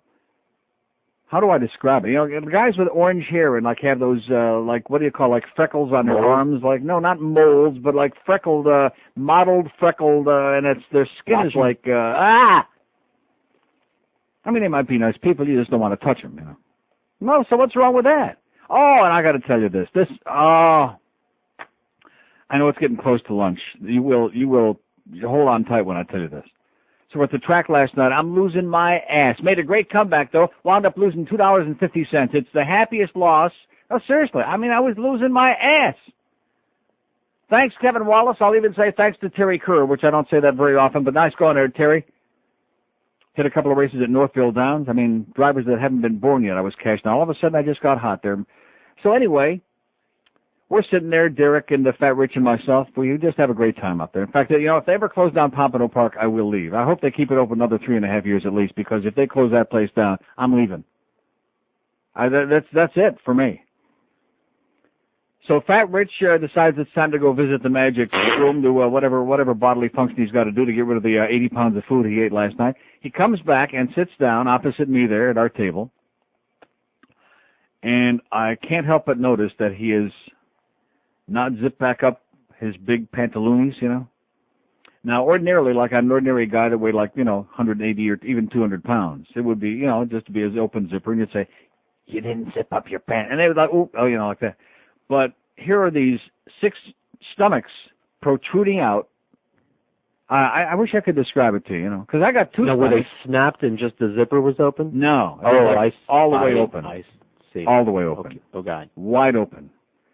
And this, I was not going to say this enormous puppet, this enormous cluster of puppets is protruding out. I said, Rich, you got, oh, yeah, thanks. And you're like, it wasn't a pretty sight. Here's a mobile in Miami. Hello. Neil. Yes, sir. The JFK murder conspiracy book by the CIA guys that I dropped off last week? Yes, sir. Thank you. Have you had a chance to look at it yet? No. I'll read it on the plane when I go on vacation. Well, great. I'll look forward to hearing your comment on it. Okay. Good day. Thank you. Good day. Bye. Thanks, Chris. See, his name was Chris. What a memory I got, huh? 5670560, pound 560 on the AT&T and Verizon wireless line. This is good, this format now. I don't like having to take all those interruptions, In fact, we're going to start doing commercial free here on QAM, whether Muff likes it or not. So how many breaks this hour? 2? None. No. None. We're not doing any more breaks. We're not doing any more spots. Just to piss off the water Nazi. She got something there giving me a song and dance with that little dog, That was terrible, that guy hitting the dog last night. I don't know if it was a guy or a woman. And like I said, I'll give them the benefit of the doubt, but they knew they must have known they hit something, because, I mean, it was right in front of me, too. And I don't want to make it too graphic. It was even more disgusting than Fat Rich's Pupik. The dog has, they missed, and the car has just smashed the hell out of this thing. And now I'm avoiding it, and of course it's hitting the street, it's hitting Sunrise Boulevard, and I'm seeing this. I'm seeing it die in front of me. You know what I'm saying? I'm seeing the look on the face and the whole mangled mess in front of me there on the street. I had one of those. On a 4-lane. The dog is crossing. And by the way, and the person who hit it never stopped. They never slowed down, never did anything. And please, you can tell in the road if you hit like a paper bag or if you hit like, a tree limb or something. But a dog, anything that was moving, you certainly would know. It never slowed down, never tapped the brake, just kept right on going. They're going to speed off because they don't want the owner to come out all pissed off. And this wasn't a stray or something. This was somebody's pet. Oh yeah, believe me. A cute little dog, like a Springer Spaniel. And 1 second, it's bouncing across, with that happy look like the little puppies had, bouncing across the street, and like 1 second, uh-oh. And you know what I want to ask as a dog lover? And I know it's a waste of time because I can't change people. Why do you let your dogs run loose? Are you crazy people? Irresponsible, crazy, obnoxious. I hate you like poison, you people who let your schmucking dogs run loose. I can't stand it. Because you know what? The dogs that run loose, just like they said in Fatso, are the dead dogs. That's right. Isn't it also illegal? Yes. Yes. Highly illegal. And, of course, out there further west by where I live, which is, not that many blocks west from where this happened, but, like I said the other day, they think they're out in the country and they got their chickens and their peacocks and their horses. That's fine. And, of course, you never saw anybody walk a cat on a leash. And you want to know why? Because even the people that have cats, they'll deny it, but I'm telling you right now, because I know this for a fact, even the people that have a cat, in the back of their mind, there's part of them that knows that if their cat is running around and got run over like what I saw yesterday with the dog, they'd say, oh, gee, wasn't that a shame, Too bad. What's for dinner? But a dog, you see, you have a different feeling for a dog, hopefully. So why you assholes out there are letting your dogs run loose? They ought to round those people up. Not the dogs, the owners. They ought to round their ass up and put them in the pound for about a week. Put them behind bars in the pound, throw them maybe a little doggy bone once in a while. Let them do all their business right on the ground, kick up their feet to kind of like cover it up with dirt. Stuff like that. I hate you people that let your goddamn dogs run loose because, like I said, the dogs that run loose are the dead dogs. The dogs that get hit and killed on Sunrise Boulevard, or the dog that got killed by me in Plantation 7 years ago when I lived over in the cul-de-sac, that brown min pin the guy had. Deader than crap. Just squashed like of course, a min pin weighs like, that one weighed maybe 8 pounds at that point. You don't let your dogs run loose, you assholes, you. Unless, of course, they're very annoying and bark too much. 5670, what? That's something to think about. Hey, Tiny, want to go for a ride on Sunrise? 5670560, pound 560 on the AT&T. And Verizon. Hey, Tiny, how about if I roll down that window over there? You want to look outside? Oh! Tiny didn't lean too far, did he? Uh-huh. Uh-oh. Where are we going? Here's a mobile in Pompano. Hello. Hey, Neil. How you doing today? Pretty good, sir. I cast my vote for South Beach. South Beach is the winner so far. It's pulling away, as a matter of fact. 5670560, pound 560 on the AT&T and Verizon wireless line. 131 votes so far. South Beach 63, Boca 48, Coral Gables 9, Coral Springs 7, Coconut Grove 4. Nobody comes close to South Beach or Boca Raton. They're like in a class by themselves. Here's one of the great faxes in the history of this program from Morris Cohen, who lives on Bayview Drive in Miami. Dear Mr. Rogers, I'm a 90-year-old Jew. Oi! And one of the group that you love to make fun of. I drive a Lincoln Town Car, and I stay in the left lane when I drive since I have myasthenia gravis and only see out of one eye.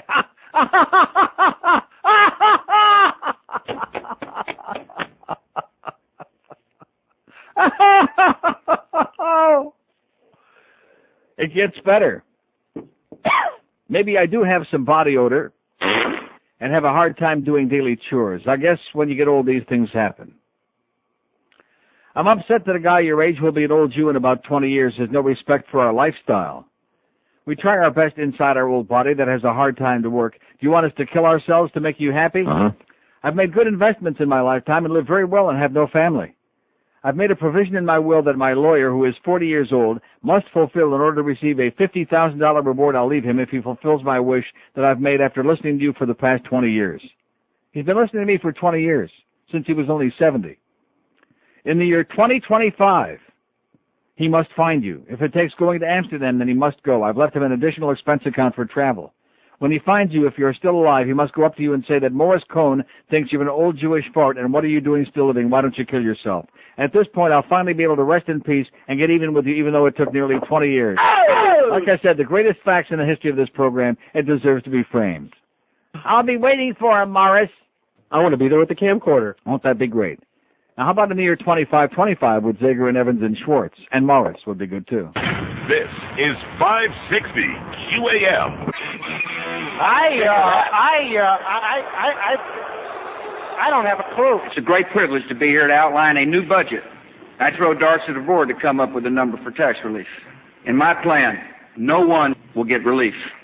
For lower-income families, you'll never get ahead. And this president doesn't care and won't pay. My attitude is government should stand in the way of families achieving their dreams. Together, we will do so.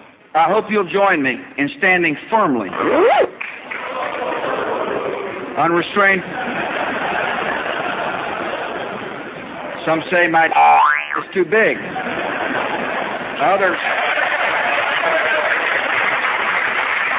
Others say it's too small.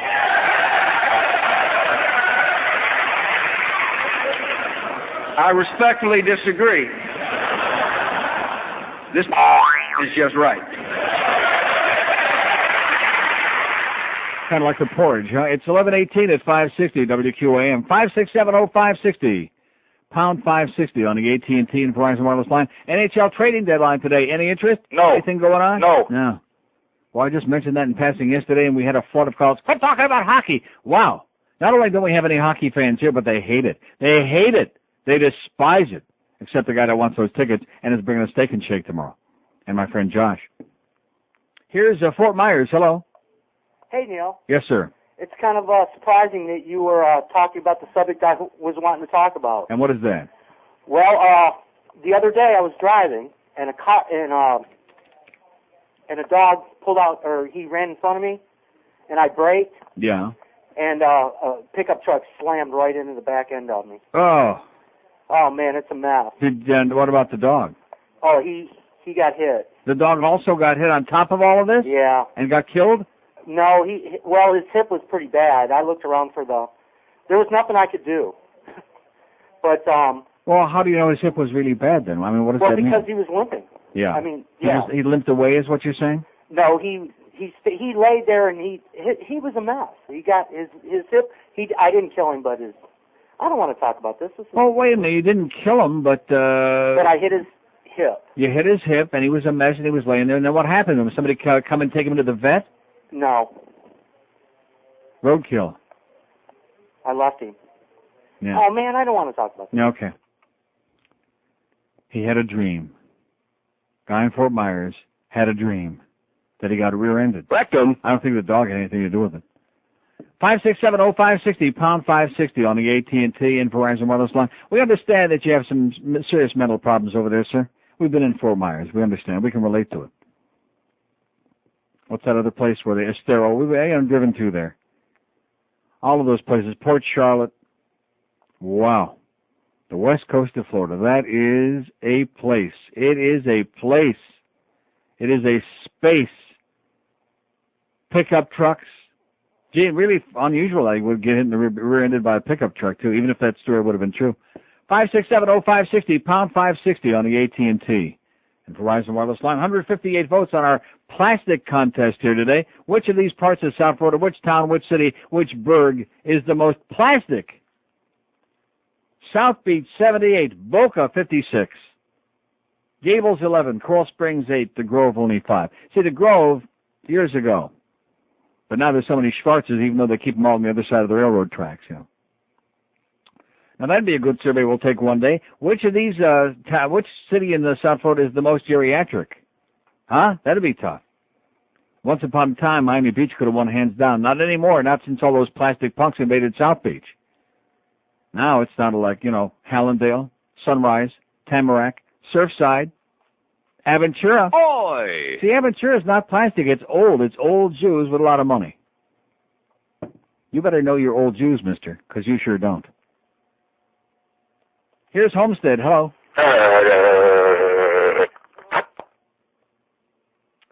Mobile in Miami. Hello. Hello. Yes, sir. Hey, Neil. How you doing? Good. Neil, I love you very much. I listen to your show, but, it's getting kind of old, people. You and your listeners saying about Latin people and no speaking English. They moved to Fort Myers, where everybody speaks English over there. We don't want to move to It wasn't for the Latin people. Why don't you? First of all, the poll didn't say anything about Latin people. It said people who don't or won't speak English. The poll didn't say anything about Latin people, asshole. It said people who don't or won't speak English. But if the fool fits, bear it, okay? If the fool fights, watch it. Fly it. Eat it. Suck it. Well, speaking of that now, that's going to be a poll question also maybe next week. Which TV anchor do you think is most likely to eat ass, you know? Huh? Dwight Lauderdale? Rick Sanchez? Who else do we put on it? Tony Segreto. That's my vote. I bet you Tony's an ass eater. That's what Joe Rose told me. 5670560, pound 560 on the AT&T and Verizon wireless line.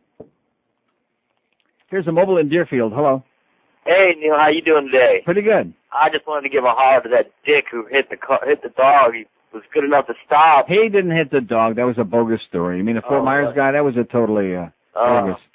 Man, it bummed me out, man. He was smart enough to stop. He should at least help the dog. Let me say it again. It was a bogus story. Yeah, I got you, buddy. How you doing, Mr. I'm doing very well, sir. I'm doing outstanding.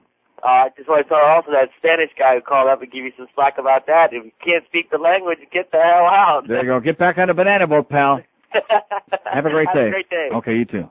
Get back on the rubber raft and go away. Okay, speak it English. Speak it English. No. Come on. No. Do it. We want you to speak it. No. Speak it. Speak it language. No. Come on. We're pissed off.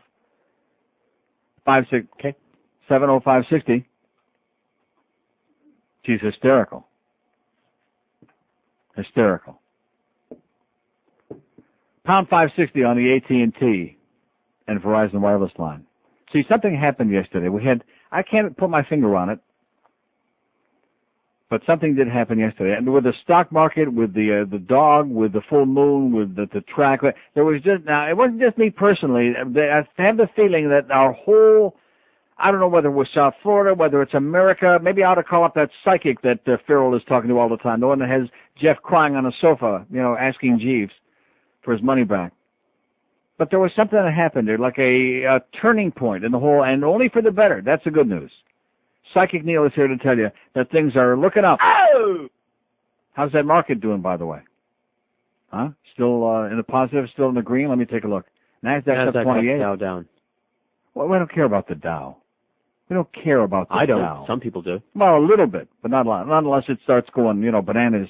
Down 43. Well, it's got some attitude for latitude, or is it the other way around? But the NASDAQ, we need a little bit of help, okay? Back up toward 2,000 would be a good breathing space to stop before we go back up, like to 7,000 would be good. Hey, did I remember to tell you that First Union Securities came in dead last on that list that the guy faxed me from Wall Street Journal? I mean, like a million miles behind everybody else. Who's that, First Union Securities? Mitch Hirsch. Oh. Here's Miami. Hello. Neil. Yes, sir. How you doing, buddy? Pretty good. Biggest ass sucker, Tony Segreto, without a doubt. No, we're not talking about ass sucker. We're talking about, see, you don't understand it. That's the Larry King thing. Okay. Neil, as I speak, can you put the Godfather music on the background? I want to give a small report. We lost another colorful living character, Vincent Allo. Oh, yeah, I saw that. Passed away. Croak, 96. He plays Johnny Ola. Did he really? Yeah, he's Johnny Ola in Godfather 2. No. Yeah, Myers Lansky's best friend, remember? He played him? Well, he didn't play him. He's the character. Oh, he was the character that was played by, I see what you're saying, yeah. Right. Yeah, he was Meyer Lansky's buddy when Meyer was walking his little dog. Thank God nobody ever hit Meyer's dog on Collins Avenue because he wouldn't have taken kindly for that. Yeah. Jimmy Blue Eyes, the watchdog of the mob. Right. Taking care of Meyer. Yeah, Johnny Ola was the guy who was, isn't he the one that took Fredo to the, see Superman? Yeah, right. That's right. In Cuba, right. Johnny Ola. Yeah, I used to take him there all the time. Right. Old man Ralph would be caught dead in a place like this. Right. That's Vincent Allo. Johnny knows him like the back of He's his hand. dead. Yeah. He's dead. Okay. I'm glad you reminded me. I saw it this morning and it brought a tear to my eye. I was sitting there crying on the couch. I'm surprised you didn't bring it up. Thank you, sir. Okay, my friend. Okay.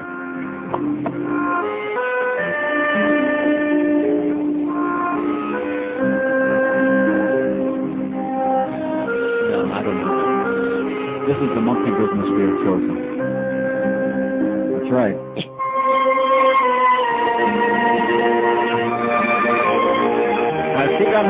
is my good buddy Ted David. Don't call us again, Ted, for another month, okay? Don't call us till the Dow gets back over 11,000 and the NASDAQ is up over like 10,000. Then feel free to call Ted. You're a good guy. We don't blame you personal, but we're pissed off. We're sick of it. We're sick of watching our money go down the toilet like a turd. Can you believe that there still are people out there who haven't seen The Godfather? I find that extraordinarily disturbing. And I'm glad the exterminator's coming in today, Muff, because we got bugs flying around in here. All over the place. All over the whole place up here. So finally they're getting an exterminator, speaking of this music. Yeah, it's time for a freaking exterminator around this place.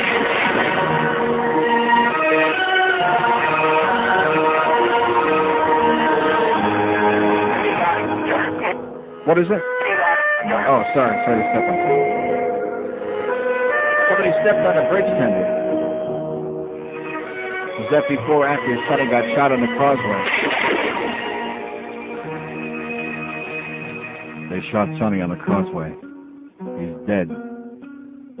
There's the greatest actor, in my opinion, of all time, Robert Duvall. Wouldn't you agree? Let's do a survey on that one day.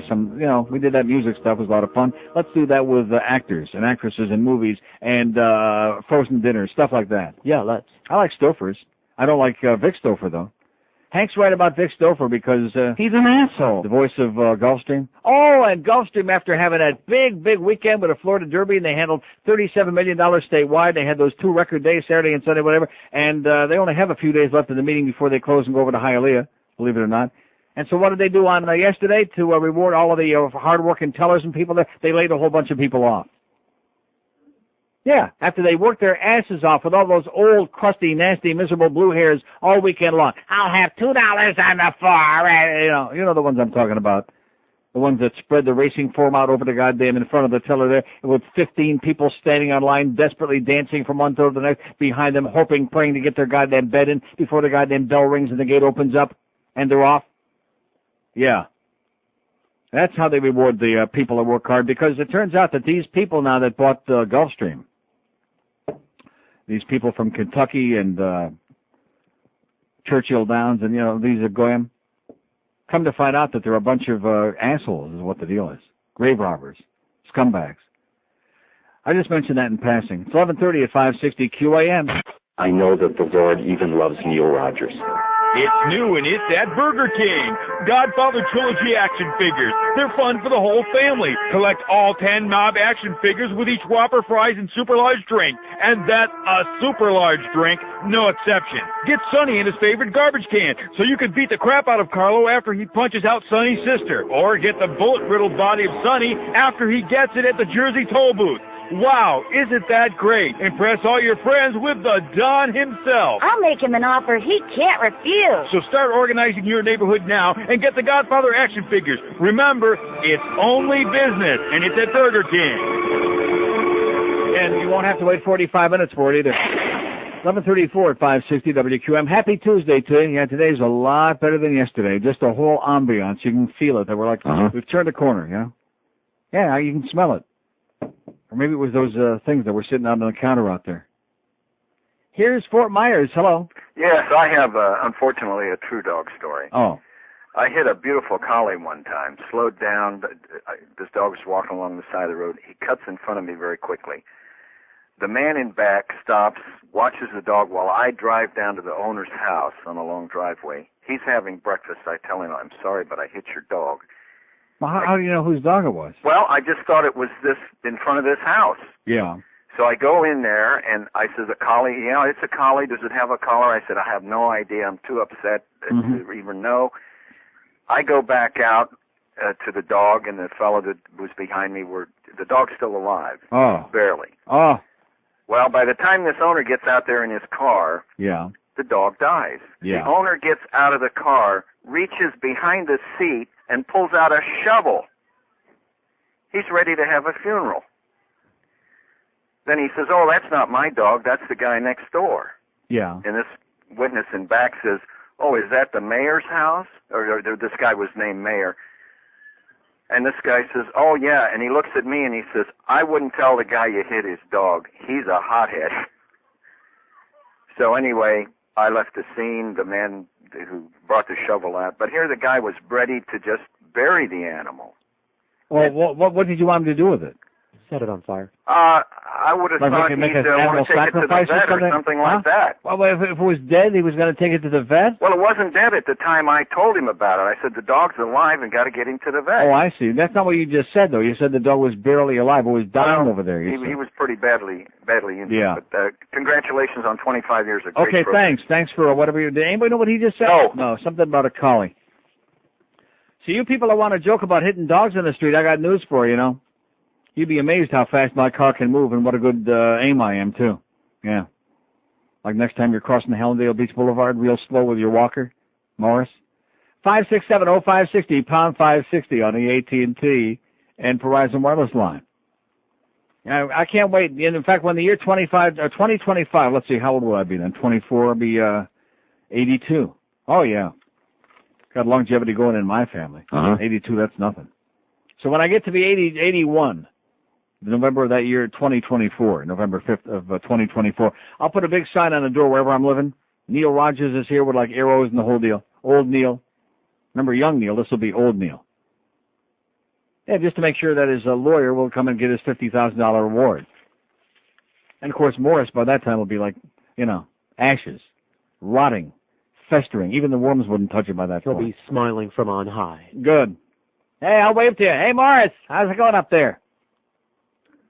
Here's Weston. Hello. Good morning. Yes, sir. Yeah, I was just mentioning the other day, Robert Duvall. I could watch him act all day and all night. I mean, even in bad movies that he's done, he's unbelievable. I never saw that movie where he played the preacher. The Apostle. Unbelievable performance. Really? He wrote it. He couldn't get that movie done. Really? And because it was kind of controversial in terms of the way it portrayed religion. Exactly. Mm-hmm.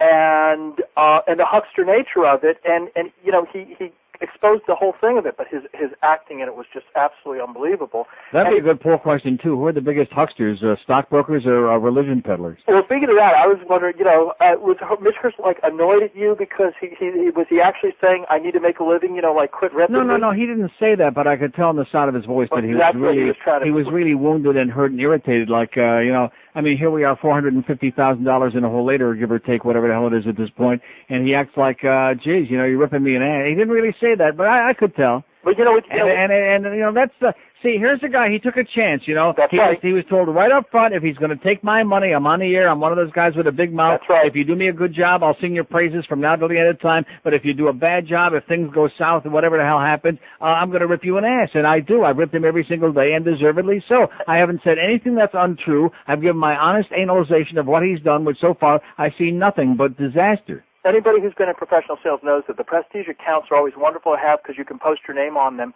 when things go right. But when things go wrong, that's you sometimes you look at it and you say, "Oh my gosh, I can make so much," but you have to. They always talk about weighing the risk and weighing the benefit. Well, as a salesperson, you have to weigh that risk as well because if you screw up, that's your name, and you can't walk back into that place. Let's say, So I mean, for me to call him as I've done many times in the last few months, and him to say, "Well, I'm not happy either. I'm not happy," and like I told him a few days ago, I really don't care whether you're happy. It's my money, not yours. In other words, I'm the client. He's the one that's supposed to be the big shot. I don't care whether he's happy. He's supposed to be concerned whether I'm happy, and guess what? I ain't. But the honorable thing would have been for him to come in and say, I can't really, maybe I'm just not the right person, or maybe this isn't the right time, or whatever, but I'd rather... He's never said that. You see that, and I understand there's an ego-driven aspect behind it where you don't want to admit, if you're good... But you can only imagine my amazement while I'm saving this thing to take home over here. When I look at this thing from the Wall Street Journal, I look at First Union Securities, which is his outfit, and I look at their miserable,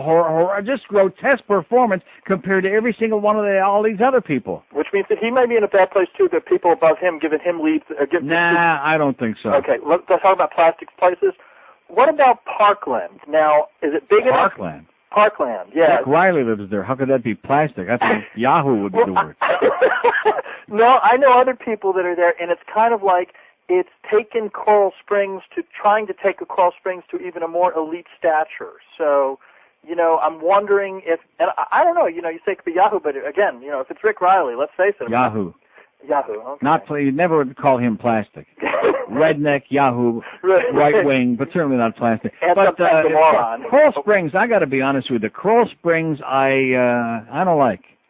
See, I don't like. I mean, you know, it's glitzy and it's new and it's upscale, but there's just I've never liked it. There's something about Coral Springs that the Stepford wives definitely live there. I don't like it. Well, you know, in Weston, I live here in Weston, and I relocated down here in Weston, and admittedly, it's somewhat fascist in the way. The funniest thing is the property management people. There's one guy who's like the property management Nazi who puts the note in your door that your mailbox needs to be painted, or you need to be steam cleaned, or you need to check your lawn because it's not green enough, or whatever.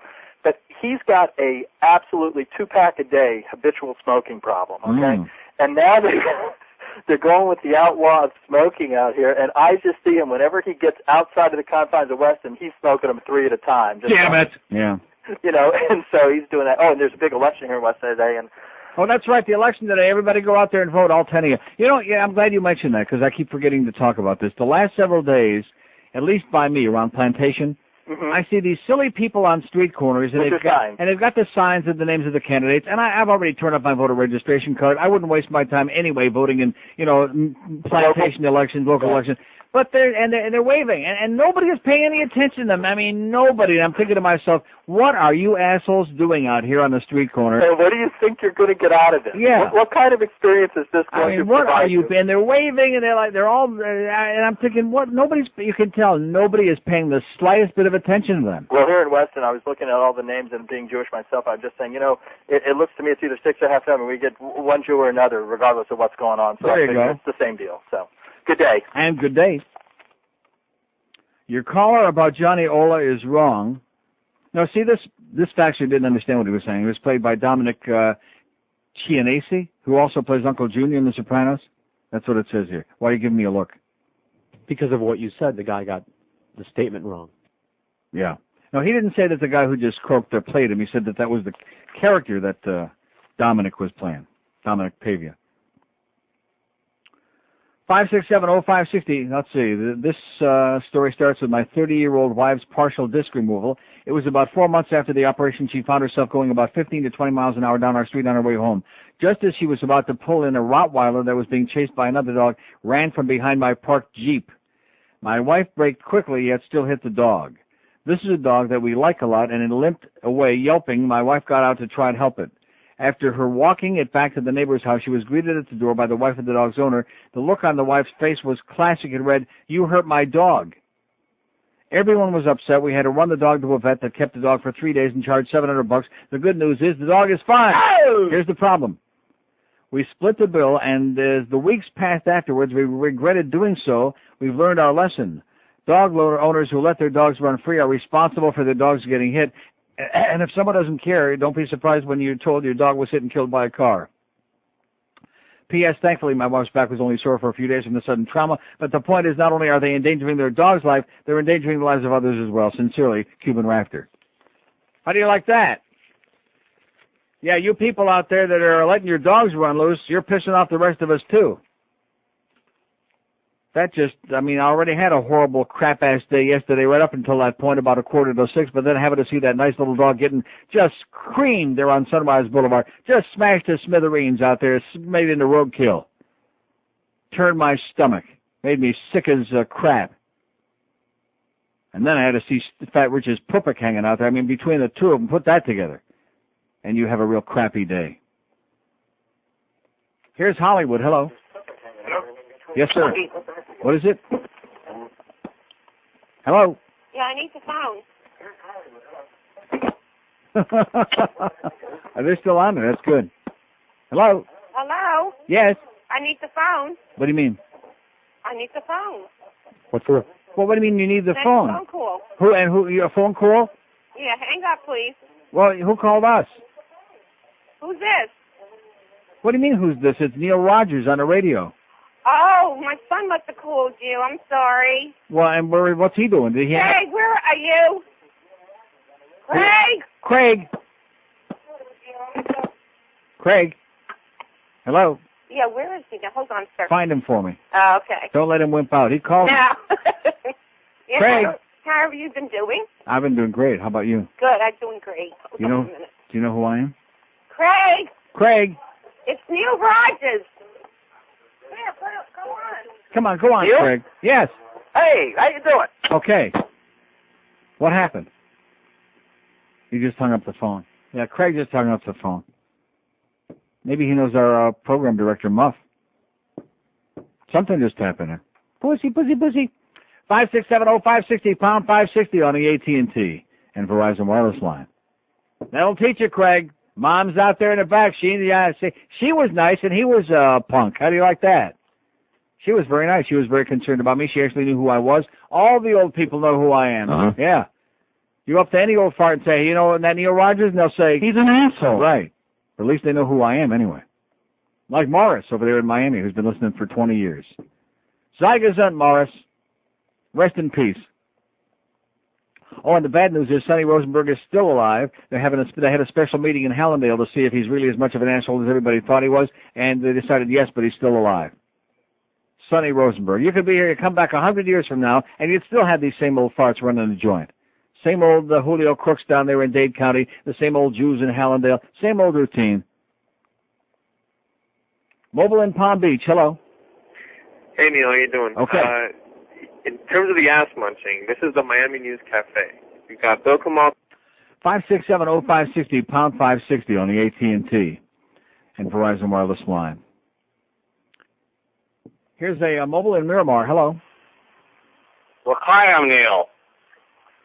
Happy Purim. How are you? Okay. I know. Listen, I always hear you complaining about your accountant friend, Mitch. Couple of little tips here while everybody's going hysterical about the NASDAQ. Yeah. Ericsson is an excellent stock. $6. ERICY. $6. Yeah. They're in the toilet. You're familiar with them. Yeah. I've had them for a long time. Not an excellent stock. It's in a crapper. Ericsson is on the way out. I think they're going out of business. No, yeah. the whole infrastructure of China is Ericsson. What is the whole infrastructure of China is by way of Ericsson. Yeah. And South America as well. Leif Ericsson. Yeah, him too. Mm-hmm. And there's also another one, Rambus. I think I'm going to have a bowel movement from this call. What is it? Rambus. I'm not looking for you to tout stocks here on the air. I mean, what kind of insanity is this? I'm not looking to get in. I'm looking to get out. Yeah, I'm not putting any money I in know this. There's a lot of people in the same position as you, and I have a device for them. If they really feel, everything's going down the drain, take all your money, liquidate it, and put it in 6-month CDs, and see what's going to happen after that. Yeah. You can't lose that way, or some government bonds. Yeah. And just accept a $450,000 loss is what you're telling me, and then sit back and try to time the market, and then jump back into God only knows what. Is that what you're telling me? There's no such thing as timing the market. Right. Really, That's exactly right. That's right. Another thing about eating. So in other words, you're just telling me like the guy that came to me at the hockey game a couple of weeks ago. Well, the money that you lost, forget about it. You lost it, and take what you got, and that's it. That's easy for you to say. Well, it is, a very difficult decision to make. Yeah. Okay. Well, listen. I'll say hi to Leif Ericsson for us. Okay. Woo! It's 11 till noon at 560. WQAM. This is 560 QAM. The word I was looking for before was pasty. Pasty complexion. People with pasty skin, it's hard to describe it until you actually put your hand on it. And the skin, too. But anyway, Booga's got orange hair like a cartoon character, Very few people I've ever seen in my life that have, real carrot top orange hair or purple hair. Unless, of course, you're talking about down here. We have many people with purple hair here. Uh-huh. Yeah. See, it goes through phases. First of all, it's like sunrise phases, First of all, it's like white. No, it's gray, and then it's white, and then it's blue, and then it becomes purple. All right. Yeah. Like when you're sitting up there in the dining room in Pompano Park, and all of a sudden you look around and you see this purple haze. Here's Pompano Beach. Hello. Yeah, that's roadkill on top of their heads. Uh-huh, that could be it. Hey, these people are all out of material. Yeah. I think we ought to go back to voting on songs. To what? Back to voting on Motown. Yeah. What's your material, sir? What do you got? My material is, I was at the track last night. A Schwarzer was in front of me making a $3 bet, and meanwhile I got shut out of about 20 bets, and I lost all my bankroll. Oh, geez, what a bad break. Okay, too bad. Say hi to Joe Pavia Jr. and Sr. 5670560, pound 560 on the AT&T and Verizon wireless line. We're going to have a contest here and see how many harness drivers you can name. Yeah, that's going to be our contest. Wally Hennessy. Very good. Wally Hennessy. Oh! Dominic Pavia. No, Dominic is not. His brother, though, he's related. He's in the family. His brother's not really a driver either lately. 233 votes on our survey. Which of these areas in South Florida is the most plastic? Plastic, baby. Plastic. As a bunch of real posers running around. Plastic assholes. You know what I'm talking about. South Beach seems to be winning in a breeze. In a finesse du breeze. 116 votes for South Beach. You're not fooling anybody down there. You notice we almost never get any calls, maybe one a month from South Beach.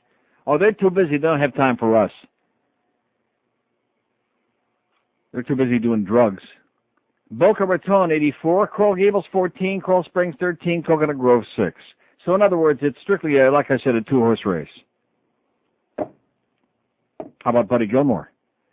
5670560, pound 560 on the AT&T and Verizon wireless line. And his brother Gary. How about Bart Steimer? How about Jim McGarty? See, I guarantee I could do this from now until 2 o'clock. I could. Don't let me stop you. Red Ross. Gordon Norris.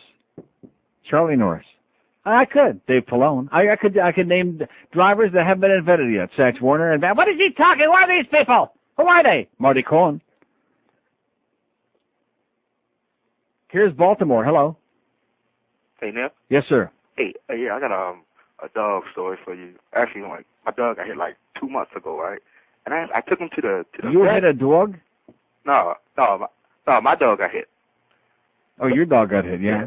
Yeah, and I took him to the vet, and they was like he had a busted hip, like internal bleeding. Bust a move? A busted hip. Oh. Yeah. And I took him to the vet, and he was like, it was gonna be like $1,800 just to get on fixed, and I was like, the hell with that. yeah, I was like, that's a day. I only had to do it like 2 months anyway. I was like, well, how much to put him to sleep? He was like 167. I was like, well. Yeah, let's go for the 167. Yeah, I had to. Good choice, pal. Yeah. Hey, but have you ever heard like dog insurance? If I have doggy insurance, I didn't know there was such a thing. I heard it on another have. station. You must have. And they were telling me about like. Must have for what? Pay for itself within a year. Oh, you're talking about like for a veterinary. Oh, gee. Yeah. And now you're telling me after all these thousands of dollars I've paid all these years? Man. Now I know when I get my next dog, I definitely got to. My vet, she's a very nice lady, but boy, every time I go there, she's doing procedures that haven't been invented yet. It's amazing. Doggy insurance. Okay, thanks. Okay. And don't forget, go for the 167. Have a great day, pal. Good choice. Well, I mean, you know, you love your dog, but let's face it. Especially the way these markets are nowadays. Who's not going to afford that kind of... 5670560, baggage. Pound 560 on the AT&T and Verizon wireless line. Mobile in Fort Lauderdale. Hello. Hey, Neil. Yes, sir. How you doing? Great. Anyway, interesting thing. About 2 years ago, I was reading the Wall Street Journal. Right. And they were interviewing Warren Buffett. Mm-hmm. And they asked Warren Buffett, how much you think these internet stocks are worth, NASDAQ? And he said, well, if I was a college professor, I would ask my graduating class one question for the final exam. What are internet stocks worth? Mm-hmm. And they go, what would be the answer? And he said, well, if they put anything down, but I don't know, I'd fail them. Yeah. And I listened to that advice, and my friend said, if you're only making if you're not making 25% a year on your money, you're a loser. Yeah. And I stayed with the blue chip stuff, and I'm making 10%. I'll take it. And keep a balanced portfolio, and you can do okay and sit out the rough times and hang on to that Xerox. It's going to come back. It's too late. Too late? Too late now. Too sold late it? to turn back now. Sold it, took a gigantic loss, yeah. Oh, you know what they just did? They just sold $1.3 billion of Fuji Xerox, so they got $2 billion in cash to carry them for another year and a half. Great. I hear that Arab Sheik is the one that helped them out. Yeah, I think it's going to come around. And Xerox isn't going to disappear like all these other internet companies. So, but anyway, I just thought I read that, and that people out there that want to invest money, just read the Wall Street Journal and use your own head, and And don't try to make the money overnight. You know, it's a long-term Okay, pal. thing. Have a great day. Okay. Let me say it again. Investing has nothing to do with the stock market. Let me say it again very, very clearly, very carefully, very loudly, very articulately. Investing means putting it in something that is guaranteed. That's an investment. Putting it in the bank at 2%. Putting it in money market at 5%. Putting it at CDs, 6.5%, 7.5%, whatever you can get. Putting in something that's a fixed, guaranteed rate, cannot lose. Anyone you give your money to where there's a possibility you could not get it all or maybe any of it back, that's called gambling, Virginia. That's called freaking gambling. The Neil Rogers Show on 560 WQAM Miami, Fort Lauderdale. Oh, he doesn't say a Beasley? Oh, goddamn it. What's wrong with him anyway? Puff the gangster rapper, straight out of the hood. Banging J-Lo daily, you know that life was good. Packing heat in limos, working on their raps.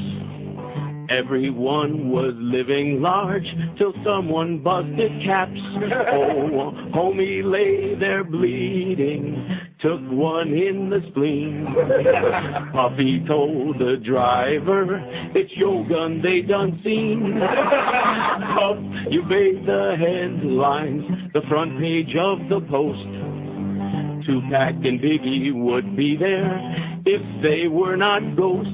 Oh, Jennifer has left you. Her big ass has gone away. Rectum. Now yours is looking finer to the inmates every day. Puff the gangster rapper had life by the balls. Now he's looking at 20 years, staring at the walls. Everybody, Puff the gangster rapper had life by the balls. Okay. Now he's looking at 20 years, staring at the walls. I love it. 1202 at 560 WQM. Happy Tuesday to you. Got a very light load today, if I can say that. Can I say that? No. Light log, like I said. And as a result, we got lots of stuff going on here today. And this is great. I like this. Let's just eliminate all the spots. Let's do like non-commercial radio, which I think we're well on the way to doing that, it looks like. Nice going there, Screw-Ann. You're right on top of it, sweetheart. As usual. Mobile in Fort Lauderdale. Hello. Hello, Neil. Yes, sir. How you doing? Yeah, I'm come from old-time school. I always put my money in CDs. Everyone's telling me to take my money out and put it in the stock market now. You No, know? I'm absolutely not. Yeah, but how much lower can it actually drop? You're asking me like I have some idea? No, I know you're not a fortune teller. I'm going to give you the answer to your question. Nobody has any clue. Nobody knows. Because 10 months ago, I went to put my money in a mutual fund at a high risk, and, you know, I just saw the stock market going down, kept thinking, all right, I'll wait a little bit longer. Don't do it, pal. Don't do it. So my best bet is just leave it where it is. Leave it right where it is. You'll sleep like a baby at night, and you'll have that money guaranteed. You can't lose a dime. All right. Trust me. I know. Good. I just want to get rich overnight. But don't get sucked in by the hype, man. Don't get sucked in. Oh, yeah. All right, thanks, Neil. Okay, pal. Bye. How you like that? He's on the verge. They're luring him. They're trying to. Oh, come on! They want to suck him in. You want to know why? Because misery loves company. That's why. All those assholes that want to suck you into gambling away your money, they want to see you just as broke as they are. Then they can say, "Oh, gee, well, we sure gave it a good shot, but boy, if we only would have known, if we only would have known that we were gambling. If we only would have known that we were gambling, you know, just like Pompano Park last night. I had a good time there. I was gambling. Nobody said, hey, you're here to invest your money. We're going to grow your money 20 or 30% here tonight at Pompano Park. Nobody said that to me because I would have laughed in their face when they would have said that, you know?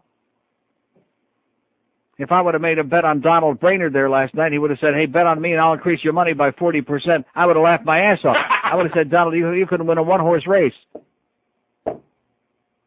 And he would have said, well, you're probably right, but invest in me anyway. And I would have said, no. No, I would not.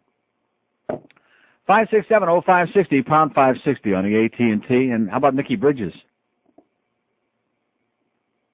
Nikki Bridges? Nikki Bridges. What about him? Driver. Oh. I told you this is going to go on until midnight. I'm not leaving. I'm just staying here. Huh? Francis O'Hare. Tommy Harmer. Tom Wilburn. Here's a mobile in Lake Worth. Hello. Hey, Neil, how you doing? Doug Snyder. Pretty good. Hey, yeah, I just turned the radio on. You didn't actually hit the dog, though, did you? You saw it get hit. The car in front of me hit it. But you've never actually hit one yourself. No. It's gruesome, Neil. It's happened to me, and it's gruesome. Oh, I'd be sick for days. I'll never forget it ever. And last week, twice, I hit a bird. Hit my windshield. 2 different times. Well, I mean, a nice bird, nothing though, you can do. Oh, was it an ice bird? Yeah, what do? You turn around, you go, I mean, what are you going to do? Yeah. Well, I'm not saying that when people hit dogs that it's the driver's fault, because, I mean, sometimes it is, but most times it's not, because dogs are, they're dumb. They run out in the middle of the traffic and they get killed. But it's the owner's fault for letting their goddamn dogs run loose. We should make those owners play in traffic for a few hours. You're absolutely right. And I have a German Shepherd, and I don't let my dog run out into the street. You have to be nuts. I mean, it's gruesome. And owners that let their dogs go out, they should have to run out in traffic. Right, that's what I just said. Okay, thank you. And that what I just said? Uh-huh. Yeah, that's what I thought I just said. We have an echo on this goddamn phone. 5670560. Don't let me forget. Oh, here's our friend John or Joseph, who faxed me this stuff from what is the name of that? Raymond James Associates. See, I don't know at this point. I'm just beaten up, and I'm like a beaten man financially as far as this investing thing is concerned. And as far as, what are you going to do? You sit back and they tell you, well, you can wait a couple of years and it'll all come back, or not. Hope for the best. And so during these next 3.5 years, I'm taking all the money and I'm putting it into a guaranteed, fixed, secured. So at the very least, even if all this other just disappears, which will not, but even if it did, at least I got something. I'm not going to be at the Camilla's house. I'm not going to be at the Mount Elliott Soup Kitchen. I'm not going to be out on the street corner peddling the homeless voice. Which now, by the way, they're at Flamingo and 595 peddling the homeless voice. Get out of the street, you idiots. Get out of our street. Out there in the acres, they're everywhere. Here's Naples. Hello.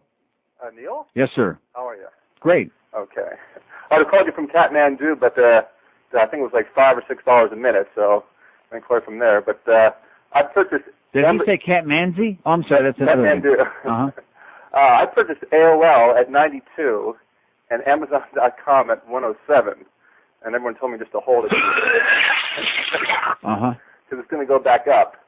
And AOL will go back up. AOL eventually will be all right. I believe. Huh? It's Amazon.com. It's unbelievable. Like for Amazon.com, if Jeff Bezos, whatever the hell his name is, if you believe him, he talks a good story.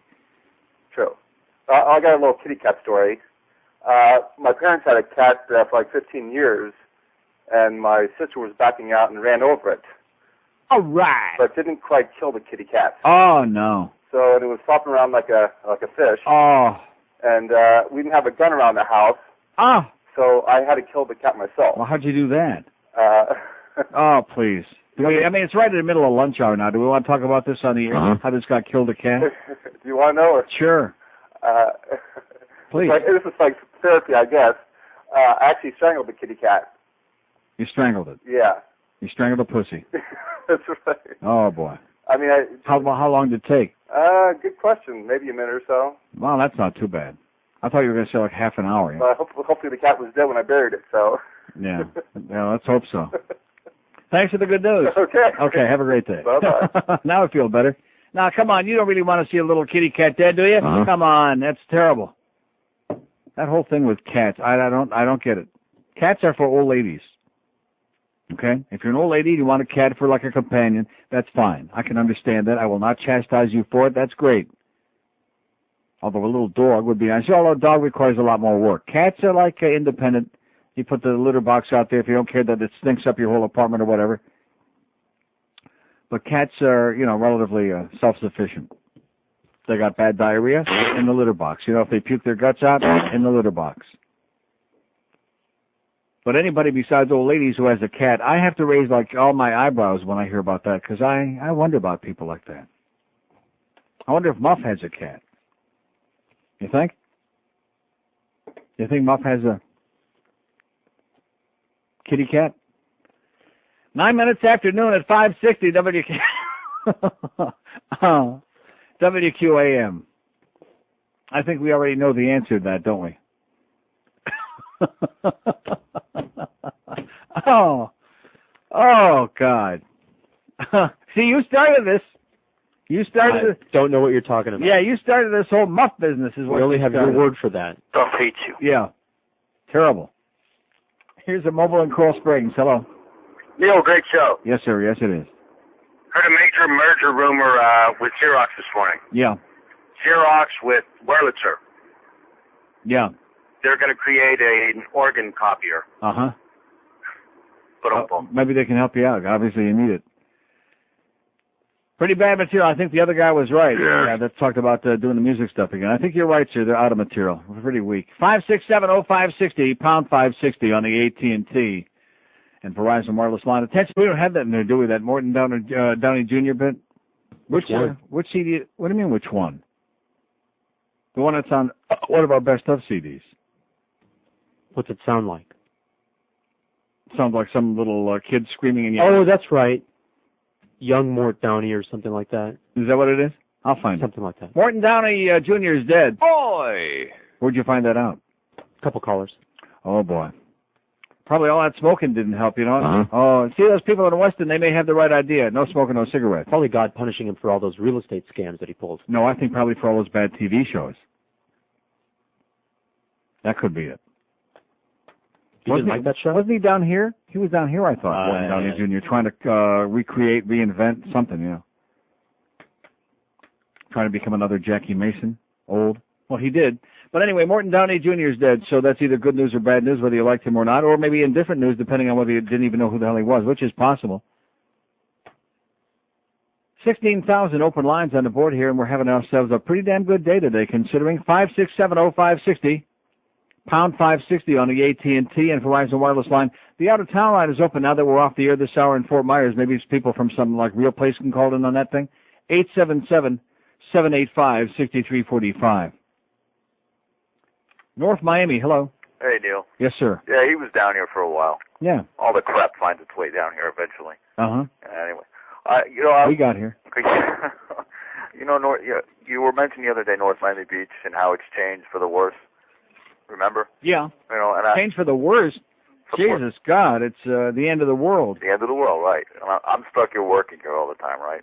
And you're talking about dogs. The people here, I have to go through the neighborhoods on my way to work. The people here keep dogs in their front lawn as alarm systems, as cheap alarm systems. They're chained. They're just sitting there, day to day in this heat and the cold. It's disgusting.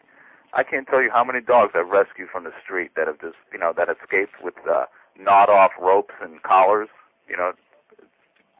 Yeah. It's just, I'm just, you brought up the subject, I'm just telling you. Well, I mean, if you're going to have, it's very easy to say, if you're going to have a pet, be responsible, but the problem is, it's like saying if you're going to have kids, be responsible, and people aren't even responsible about that. Exactly. Why would we expect them to be responsible about having a dog, right, or whatever? If human life is, it's like these assholes with their pit bulls, that are out there busy killing kids all the time. Right. It's a pathetic situation. I have one of the dogs I own is from the street. Most wonderful dog I've ever had in my life, and it just breaks my heart because you see them either killed, and today tops it off it was the top of the cake because today there's a dead pig on the side of the road. Really? Yeah. Oh my God! I guess Rosie won't be on today, huh? Yeah, I mean that shows you what the influence of the neighborhood is like. But can you imagine this? A dead pig on the side of the road? A dead miniature black pig, like those little potbelly pigs. Huh. Probably ready for Temptation Island Part 2. All right. Okay, thanks for the good news. Man. Thanks. Or was that Survivor? One of those bogus, awful shows, yeah. One of those pseudo-reality shows. How's the poll coming? 269 votes. Which of these areas in South Florida is the most plastic? Strictly a tour. It's a one-horse race, really. South Beach is pulling away, 137. Boca's giving it a battle, 96. Coral Gables, 16. Coral Springs, 13. And the Grove, only 7. Hey, kids, Saturday mornings right after Pee Wee Herman, don't miss the tiny terror of television talk. Today we're talking about parents who dump us at Grandma's house, and I'm sick of it. Come on! It's the Junior Morton Downey Show. So, Granny, where are those cookies you promised me, huh? Well, Morty, dear, I didn't have time. Oh! She didn't have time for my cookies? What kind of lame excuse is that? But you had plenty of time to dye your hair blue, didn't you? Huh? He's childish. He's immature. He's spoiled rotten. Now, Morton, as your father, I think you should apologize to your grandma. Oh, now get a load of this pablum puking liberal whip. Zip it, Dad, zip it. You want him out of here? You want him out of here? You're out of here, whip. He's the temper tantrum talk show host you'll want to spank. And don't try and tell me I'm too old to be sucking on my pacifier. I'll suck on it as long as I want, because this is America. Until I'm forced to salute some filthy commie flag, I'll suck as much as I want. Yes, he really sucks. He's Junior Morton Downey. Well, he won't be sucking anymore. He's dead. Morton Downey Jr. Dead. 12:19 at 560 WQAM. You know, the person on TV that irritates me more than anybody, not Jerry Springer, like a lot of you might be thinking. Not $170 like most of you are thinking. No, not Ron Popeil. The person who I find the most offensive of anybody on television, and the whole shtick, the whole ambiance just makes me want to scream. On one of your favorite channels, even though you don't watch the programs, you only watch one show. On the Food Channel. Emerald. Very, very good. Oh! I'm not nearly as much disturbed by him as I am by the people in that audience and by the reaction. I mean, he's just a turd is what he is. You know, just a crude, and didn't somebody get all upset because he's not from New York, he's from somewhere in New England or what? Boston. I don't know where he is. He's from Hunger. But, I mean, anything that anybody might have ever found disturbing about the Northeast is all wrapped up in one tubby package, and that's Emerald. You can smell the essence of them all the way over here. And I do like some of the shows on Food Channel because, unlike you, which only watch the Iron Chef, which I have no interest in, I do enjoy watching, like, Molto Mario, or is it Multi-Mario, whatever that spot we have said. But every time you turn on the Food Channel and you're desperately channel surfing, he's on there. Live, he's dead, he's in between, he's lukewarm, he's medium rare, Emerald. Within seconds, I want to kill him. See, this is the new deal on television, and I noticed that CNN, which is just desperate, they've got like 4 people on all day. They've got Ava von Braun and Roger Cossack and Wolf Blitzkrieg and the Kingmeister, him, and that's it. In and around the newscast, they've got, and also Bill Preston, the guy with a bow tie, that right-wing pansy. And that's it. Over and over and over again. If a little bit is good, then tons of the same crap is better. That's TV now. The essence of Emerald. Bam! Bam! And the audience is like in a frenzy. Like he must be putting something in the brownies, you know? He must be spiking it with something really good. Because that audience is foaming at the mouth. He could be boiling a goddamn egg. He could be boiling water to make pasta. And the audience, they're like hysterical. They're rabid. All about it's about luck is what it's about. I was going to say showmanship because he's not even a good showman. He's just crap. He's just a crude, and those people that know something about making a meal, about like boiling an egg, they say you couldn't cook his way out of a paper sack. How do you like that? Don Courier. 5670560 pound 560 on the AT&T and Verizon wireless line. Chris Boring. Here's Cooper City. Hello. Hey, Neil. Yes, sir. How you doing? Doing okay. Well, to O'Hare. top off Morton Downey, Yeah. you're going to love this. Jody Jamieson. Where did you get that? I've got a list online. Oh, you got a list online. Great. He's got a list of harness drivers on there. Okay. Oh, Ray McLean Jr. Well, Morton Downey, he did, let's see, a number of professions. Randy Waples. Businessman, Paul author, McKenzie. radio host, Christopher. Yeah, you got all the Flamborough Downs drivers on there. Get that off of there. Go ahead. I'm sorry. singer, songwriter, and Paul catch Cameron. this. You're going to love this, Neil. He composed such surf rock songs as Pipeline. He's on your list, Wipeout. ain't he, Paul Cameron, huh? Huh? Go ahead. I'm sorry. Pipeline and Wipeout he wrote. Mark Meigans. Yeah. God, I always love being abused by you, Neil. I'm not paying any attention to you because I know. Well, because to get to the meat of the matter. George went on the computer and he found a list of harness racing drivers, so now he's spewing out names here. How about Carl Jameson? How about Kelly Shepard? Go ahead, I'm sorry. The voting going on. Voting for what? All the towns where they're voting. Right after you said it sucks, you shouldn't do it, whatever, all 10 people, I decided to become one of the 10 in Cooper City. Yeah. Go in there, the ballot has one thing on it. Mm-hmm. 2 people, one thing. Probably How a much Chad. money did that cost the city? I have no idea, but at least they're doing something constructive over there. That's good. Cooper City. One damn. Kind of a marginal place, wouldn't you agree? Cooper City. It's like between Hollywood and Pembroke Lakes, and just it's not. There's really no such place. It's like that Mayor Fartleman. You know what it really is? It's the farm store there on the corner of Sterling and whatever that is, Palmer farm store. That's Cooper City. Yeah. Not so much anymore. And Cooper City High. Cooper City High, where the best grass is bought. That's right. A lot of nice white kids there too. Well, they're not so white as you think, Neil. Not anymore? No, they're still physically white. Oh, they just don't act white. Oh. You can't get past Jewish gangsta. Uh-huh. The worst. Okay, well, whatever you said, it was great, and have a great day. Bite me. Bye-bye.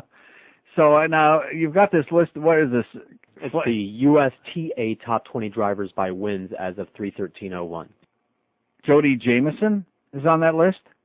Yeah, number 19. No, you could knock my socks. I bet you Randy Waples is on there. 77 wins. How many has Randy Waples got? 94. Uh-huh. Number 6. No, don't tell me any other names. I can't print this, or I would. Let me guess at the names. Kevin Wallace is certainly on there. No? It's not alphabetical, so I have to actually read. No, it's not. Kevin Wallace is not on that list? No. Kevin, by the way, is on the verge of his 6,000 career win. Nice going, Kevin. We love Kevin Wallace, baby. He's our man. He's our hero. Kevin Wallace is God. I said that at Pompano Park years ago. This man's talking harness racing drivers, goddammit. Is he crazy? No, I'm having a good time. And even George is getting into it. So who's number 1 with 165 wins? 165? How about Tony Morgan? Dave Pallone? Nope. Dave Pallone's not on this list? Number 18 with 77. 165 wins, Walter Case. No, Walter's in second place with 148, though. Yeah. Somebody has 165 wins? Now, what does it do? Just have a name and a number? It doesn't say where they, anything else? No. Name and a number and... What are the initials? Who? The initials. First name initial S. S? Stan Major. Close. You got F. the first two initials. Steve. Close. Not exactly as Steve. Stephen Bouchard. Yes. Stephen Bouchard has got 175 wins. He used to 165, sir. He used to drive down here at Pompano Park. How do you like that, Stephen Bouchard, that frog? Wow. Driving at Yonkers, those donkey races. See, that was pretty good, huh? Not bad. Yeah. Now, how many of the other top ones did I give you right there? How about Cat Manzi? Is he on the list? How about Luke Willett? Cat Manzi's number 7 with 93 wins. And Luke Willett? O-U-E-L-E-T-T-E? Right after him, number 8 with 91. There you go. See, does this man know his crap? Yeah. I know it, baby. And here comes... Spell it. I would never have found it. Oh. How about Michel Lachance? Michael LaChance? Not on there? No. George Brennan? No. No. No? Huh. Howard Parker? No. No. 26th afternoon at 560 WQAM. If you... Bush. Ernest Borgnine. Parker, raise the periscope. Sure, Skip. You mean this? Tim Conway. Let go of my pants. Sorry, What's going on down there, Mikhail? and the late Joe Flynn. They're all back in the United States Navy. Hey, Skip, what is it? Come over here. Take a look at it. What is that? I can take a private club, put it in the deck, and make it disappear. We don't have time. What was that?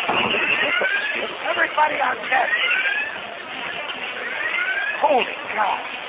Look at all the dead jets. Mikhail, what you do now? Captain, it looks like you split a Japanese fishing boat in half. You're relieved of duty. Huh? Put Parker in charge. But Captain. You're through this time, Mikhail. Besides, Parker's related to the president. And you thought it was just an old TV show. Laugh along with the United States Navy and the rest of the Bush administration. Sneak preview this Friday in the White House briefing room. Yeah, they're a bundle of laughs, man. 12:30 at 560 WQAM. So we talked just a few harness racing names, and right away most of the lines are open up again. Oh, gee. See, you folks out there, I don't know what it is about this town. They're so intractable and immovable. Even George is getting into it now. He don't know who any of these people are, but it's just, something. It's something, and I'm practicing to be an old fart. Exactly. It's something different. He can go, get his program and sit up there and, like we did on Saturday, go do a double header. Suck up a free meal. Afternoon, night, smoke a nice big fat stogie up there, get a free meal at the track. I think you got the right idea. There's Get that nothing else going banana on. split layer cake. Boy, Sure. that's good stuff, too. Oh, God. Why am I eating that? They have a banana split layer cake with all whipped cream around it with strawberries. Matter of fact, I'm thinking of following Fat Rich around while he does the tout rounds. Yeah, that's not a bad idea. Learn how it's done. 16,000 open lines here. 567-0560, pound 560 on the AT&T and Verizon wireless line. Oh, this is going to be Fort Lauderdale. Hello. Neil? Yes, sir. Second-time caller. Okay. How are you? Okay. You were talking about Emerald being from where, Boston? That's what they tell us, yes. He's from Providence. Oh, that's even worse. Yeah, I know it is. Yeah. You know, the second worst talk show person on television, literally the worst, Yes. Larry King. Yeah. Worst. Yeah, but the best ass sucker, though. Beg your pardon? The best ass licker. Yeah, really. Mm-hmm. He never met a cheek he wouldn't lick. Is that how he got there? Sure. Really? And he's still doing it. I can believe He it. could have Hitler on there, he'd be kissing his ass. I can believe it. Right. Does he know everybody that he says he knows on there? He's the biggest name dropper since, what's his name? Hey, stupid! Right. Since God? Exactly. Okay, have a great day, sir. Wow. We got 8 million open lines here. Look at that. Elmer Conrad. No, you won't find him on there. He's dead. Old dead. Old and dead. Your friend Chris Christopherson or whatever the hell his name Christopheru. is. He's on the list of top earners. Earnings. Number 6, as a matter of fact. Canuck. 567-0560, David Wall. Pound 560 on the AT&T and Verizon wireless line. Mickey McNichol. Here's Boca. Hello. Hey, Neil. Yes, sir. I had a misspent youth. I lived about 10 miles from Yonkers Raceway. Joe Schwind. Yes. How about Regine? Daniel. Yeah. Yeah. He on there? He's Or the still- red he's- man, Carmine Apatella? Regine is still driving. Yeah. Yeah. Case is still driving, no? Yeah, he's still driving. Northfield in Cleveland. That's about the only place it'll take him. Walter Case on a cockroach. They bet him down to chalk. That's right. 2 to 5. And, I have to confess, Neil, it was a 2 couple to of 5, weeks but ago, is he alive? But everybody was calling in begging for your forgiveness, and I couldn't get through. I want to beg for your forgiveness because I was one of the guys listening to Rush back at the days of the political insanity. But, Yeah, you're forgiven, my son. Don't ever Thank do it you, again. Neil. Don't do it again. Neil, God, love you. Okay, I'll pray for you. 567-0560. See, and don't be diddling around with that fat-ass Limbaugh because you want to hear the same. You had your fill of that. You got your man in there now. He's just as dumb as he was before the election, and we're dropping bombs on our own people over there in goddamn Kuwait. And, it's the same old crap, no matter who it is. So let's get on to important stuff like, somebody. Joe Marsh Jr. 567-0560, pound 560, like Charles Beaver. I could come up with names so obscure that it would have people out there. Who are these people he's talking about? What is it? So guess who the top earner is? Raul Dussault. Who? I beg your pardon? The top earner. Top earner of what? Top money-winning earner so far this year? As of 3/13/01. This year? I guess. Dave Pallone. No. Is he on top anything? No, he's not on the list. Really? How are you spelling that? Dave Pallone. P-A-L. I mean, how hard is it to spell? Well, Dave Pallone. Pallone. Like Marron. Jimmy Marron. No. No. Have I already mentioned the name? I think maybe. There are a lot of people with this particular last name. Whole family. Yeah. On the other list, there are at least 4 entries with the same last name. Yeah. That's your hint. I haven't got any idea. Big name down here. A lot of people with that name down here, but it's not a Julio. Richie Silverman. No. Oh. Jack Moiseyev. No. Come on, let's go. What's the first name? Drive. What's the first name? In Kendall. What is the first name? Sunset Drive. David. David? David? Is his middle initial. Miller. Yes. David Miller. Really? Are you kidding me? Boy, he came out of Almost 2 million. Came out of Pittsburgh and went there to the Meadowlands. He's doing great. Hey, David, purple and white are his colors, by the way. Just mentioned that. Here's Boca. Hello. Boca. Neil. Yes, sir. How you doing? Pretty damn good. Yeah, well, the stock market's killing me. My RA's in the dumps. Yeah. I was wondering maybe we could just play some happy music, make everybody happy, like some Tarantella or something, you know? Da-da-da-da-da-da, like that. There you go. Yeah, that's not bad, like from The Godfather. Remember that in the beginning when they have the wedding? Da-da-da-da-da-da-da, remember that? Yeah, everybody's happy, jumping around. Everybody, yeah. Everybody's happy when you play that kind of music. That's right, let's do it. I'll find it for you. Have a good one. And the music, too. Don't forget, leave the gun, bring the cannoli. There you go. Okay. Bring the homitage. Oh, and guess what? That schmuck Scott from that place where Ira makes the difference, he was in here this morning. I think he was taking a crap or something. I saw him on the way.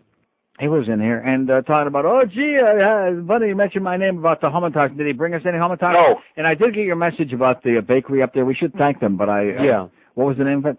Sweet Things in the Fountains. Sweet Things in the Fountains. When I got home Friday, there was a frantic message from George that they had called, and they had a whole tray of homitage waiting for me. And did I go there? No, because if I would have gotten the tray, and I would have taken it home and eaten it all weekend and gained 5 pounds. So I appreciate it very much. I'm sure they were delicious and great, but we didn't get any homitage, and that's okay. But, you know, when the mighty have fallen, we understand it. We accept the fact that, you know, we're no longer invincible. No, not one homitage this year, not one. I mean, Dave Halberstam sent over those little Goyish triangles, and Dave's a good guy, but, you know, let somebody else eat that stuff. Drek. Let Todd Drek eat it. He eats it. 5670560, pound 560 on the AT&T and Verizon wireless line. What about Ray Stein? Here's a mobile in Boca. Hello. Neil, two interesting unrelated things. What about Don McElmurray? Yes, sir. First of all, regarding Larry King, the other day on some cheesy CNBC financial thing, they were talking about the demise of CNN. And nothing to do with that. Yeah. And they made specific reference to the fact that a lot of the staff in Atlanta hates Larry King, and they're attributing part of the demise to Larry King's shenanigans. Yeah. And this is part of the regular financial circle, considering it. What's your question? Yeah. Second thing is... And now he's on 8 days a week. That's my favorite part of it. They're so desperate to put on something, even though his demographics are older than dirt, they got Larry King on like 9 days a week. What's your question? The second thing is, we're a bunch of strange Catholics here in my family, but my daughter goes to a Jewish school and made excellent home induction the other day. Really? Absolutely wonderful. Harold Fisher. I'd never had it before. Yeah. And it was very good. So we should have her bring it back. Okay, well, we'll wait for next year, okay? Well, she's only 5, so, you know. Well, we'll wait for next year when she's 6 and old enough to go out of the house. Thanks a lot, pal. Will do. Bye. Bye. Zagazin. On that other homitage that showed up from our good friend Dave Halverstam. Yeah. The sugar-free stuff that I took home. Oh, no. Sugar-free? Yeah. Oh, no. Oh, I didn't eat enough of it to get that far. Oh, I see. It was so not good. Bad. Really Well, I said Drek. I said it was Drek and lived up to its name. Sandra Fisher. 21B. No, you see, you're looking for these names on that list. They will not be on that list. Long dead people? Okay, no, not dead necessarily, but old time. Give us that good old time religion, baby. That's right. Well, you'll be happy to know your friend Luke Wallette that you mentioned earlier is second place on the earnings. Really? Really, yeah. He's very good. $1.5 million. He's very good. He's also Canadian, eh? 21 before 1 at 560 WQM. Hi, this is G. Gordon Liddy, and they don't come any worse than Neil Rogers.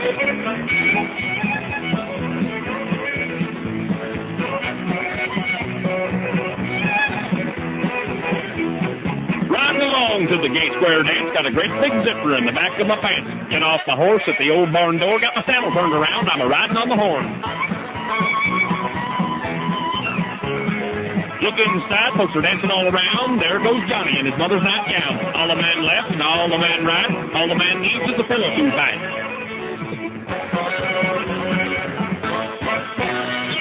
Give your partner a silly smirk. All join hands for a big circle jerk. Volunteers, all raise your hand. Who's gonna be the next pivot man?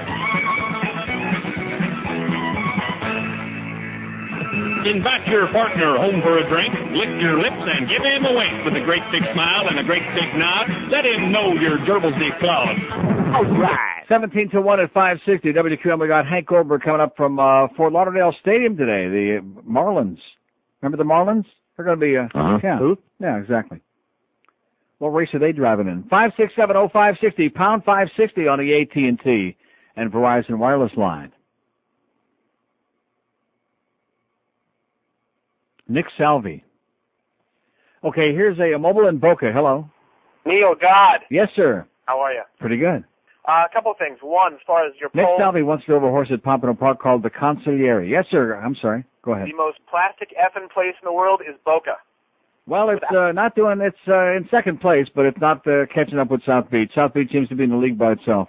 Oh, that's too bad. Secondly, irresponsible pet or animal owners. Yes, sir. I was driving on 95 last summer, Uh-huh. and I hit a bull that had gotten loose. Some farmer had allowed his bull to just roam free. You hit a bull, huh?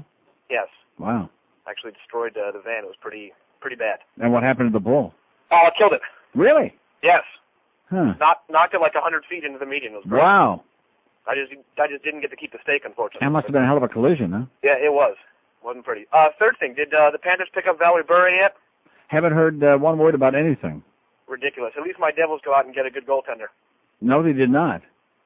You don't think Geezer? as a backup? Geezer?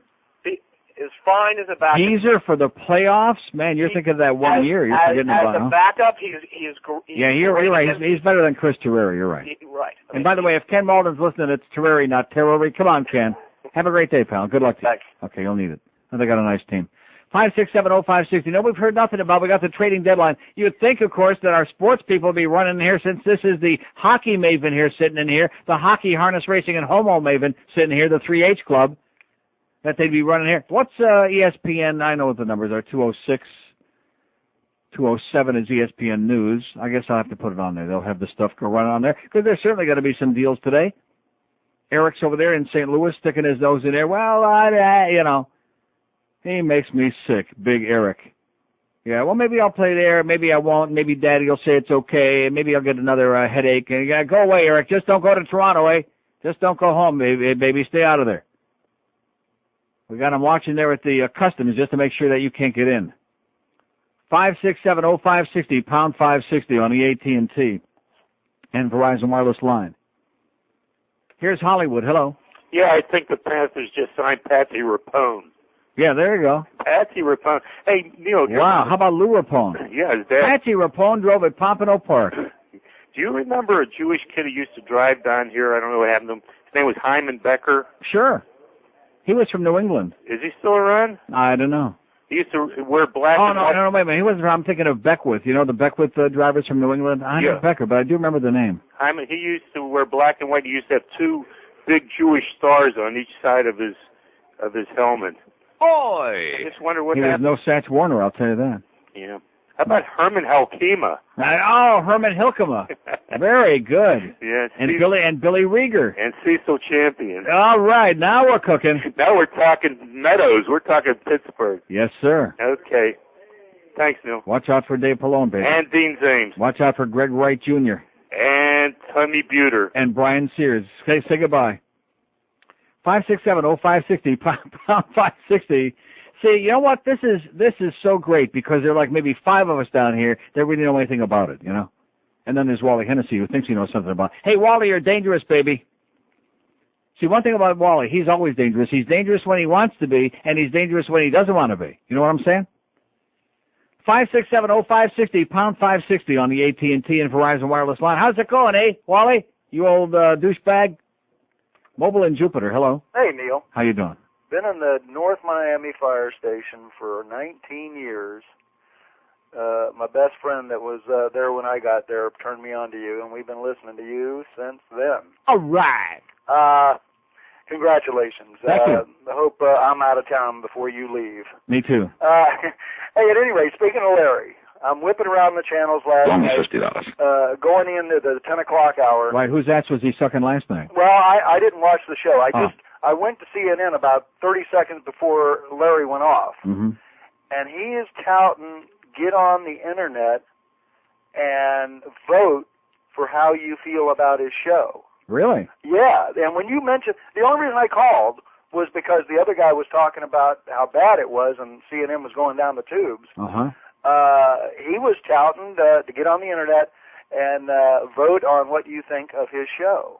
So apparently there must be a question there about how bad he's dragging down the ratings. What's your question? Yeah, all right. What's your question? Hey, Neil, congratulations. And Maybe, you know something, maybe his tongue is wearing out. Maybe it's turned into shoe leather from all that licking. I can't watch him. The worst. I can't do it. But you know something, I do confess, though, that in channel surfing, because that time of night is usually pretty desperate, and I'll look to see who he's got on. Yeah. But, he had the child killers on or something. Yeah, I'm sure he was kissing their ass too. Yeah. I went by it at 9 o'clock, and I went by Geraldo, and that was it. And I did something else. Hey, buddy. Thanks for the good news. Have a great life, and keep doing it. Make the days go fast at the fire Okay, station. and watch where you're sliding it. Okay, buddy. Okay, see you. Bye. He's over there at the fire station. They're sliding on it. 5670560, pound 560 on the AT&T and Verizon wireless line. Larry King. Wouldn't that be something if the Kingmeister did? I mean, he's been on there for like 100 years. 9 days a week. Bye, Larry. Don't take it, personal, but bye-bye. Here's a mobile in Deerfield. Hello. Hi, Neil. Yes, Got sir. a driver for you. How about your old buddy Filippelli? John Filippelli the Turd, yeah. That's Hey, John won a race last week, I should mention, and I had it.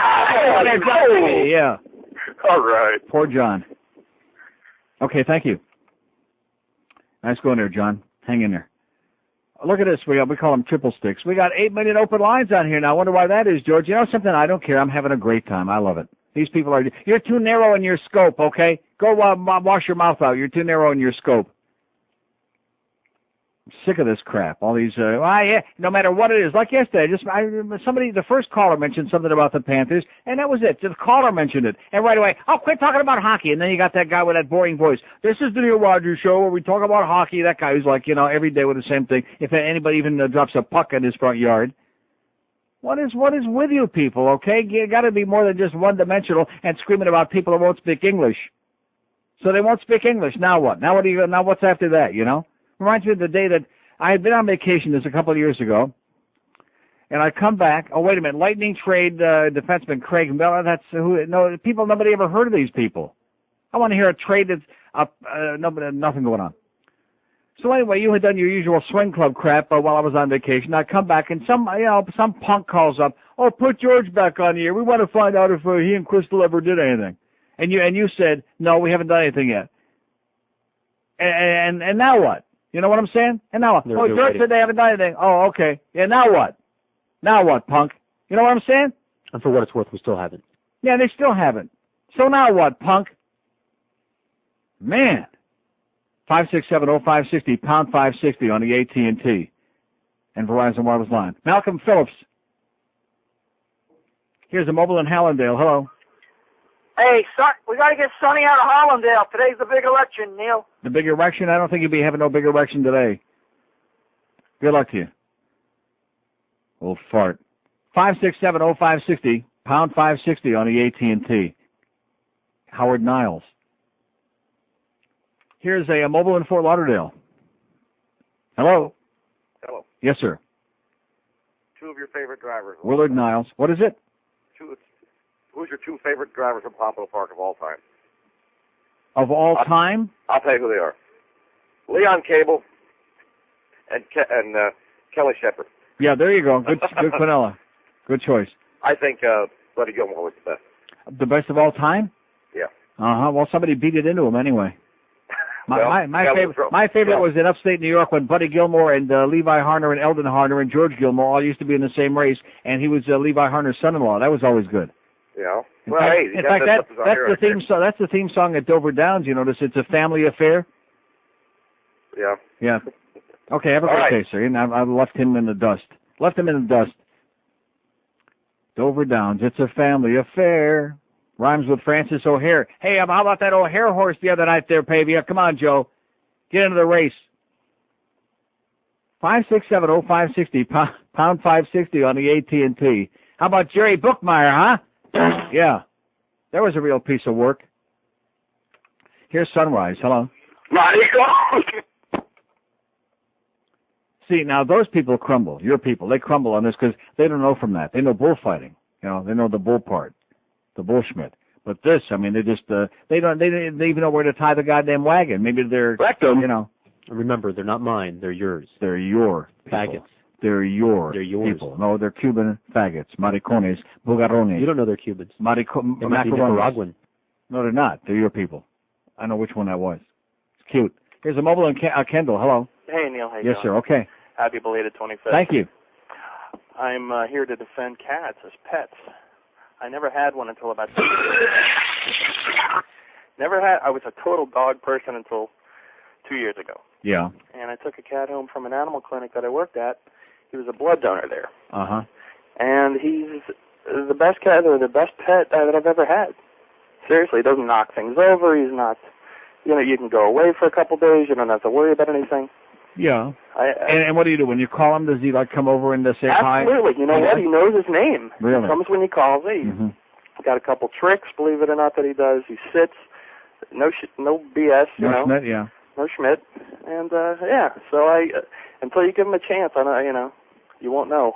But I told you, I had that aversion when I was 5 years old. I picked up a stray cat down the end of the street, and I carried it maybe one block, and it crapped in my arms, and that was the end of my love affair with cats. I mean, I thought this is a pretty Schmitty experience. I don't need any more of this. You could adopt one from that point on, from my 5-year-old birthday on, I've had that aversion to pussy the rest of my life. A lot of people don't ever get puppies. They just go to the pound and get older dogs that are through the the house training period. Right. Oh, that's good. That's great. Same thing with the cat.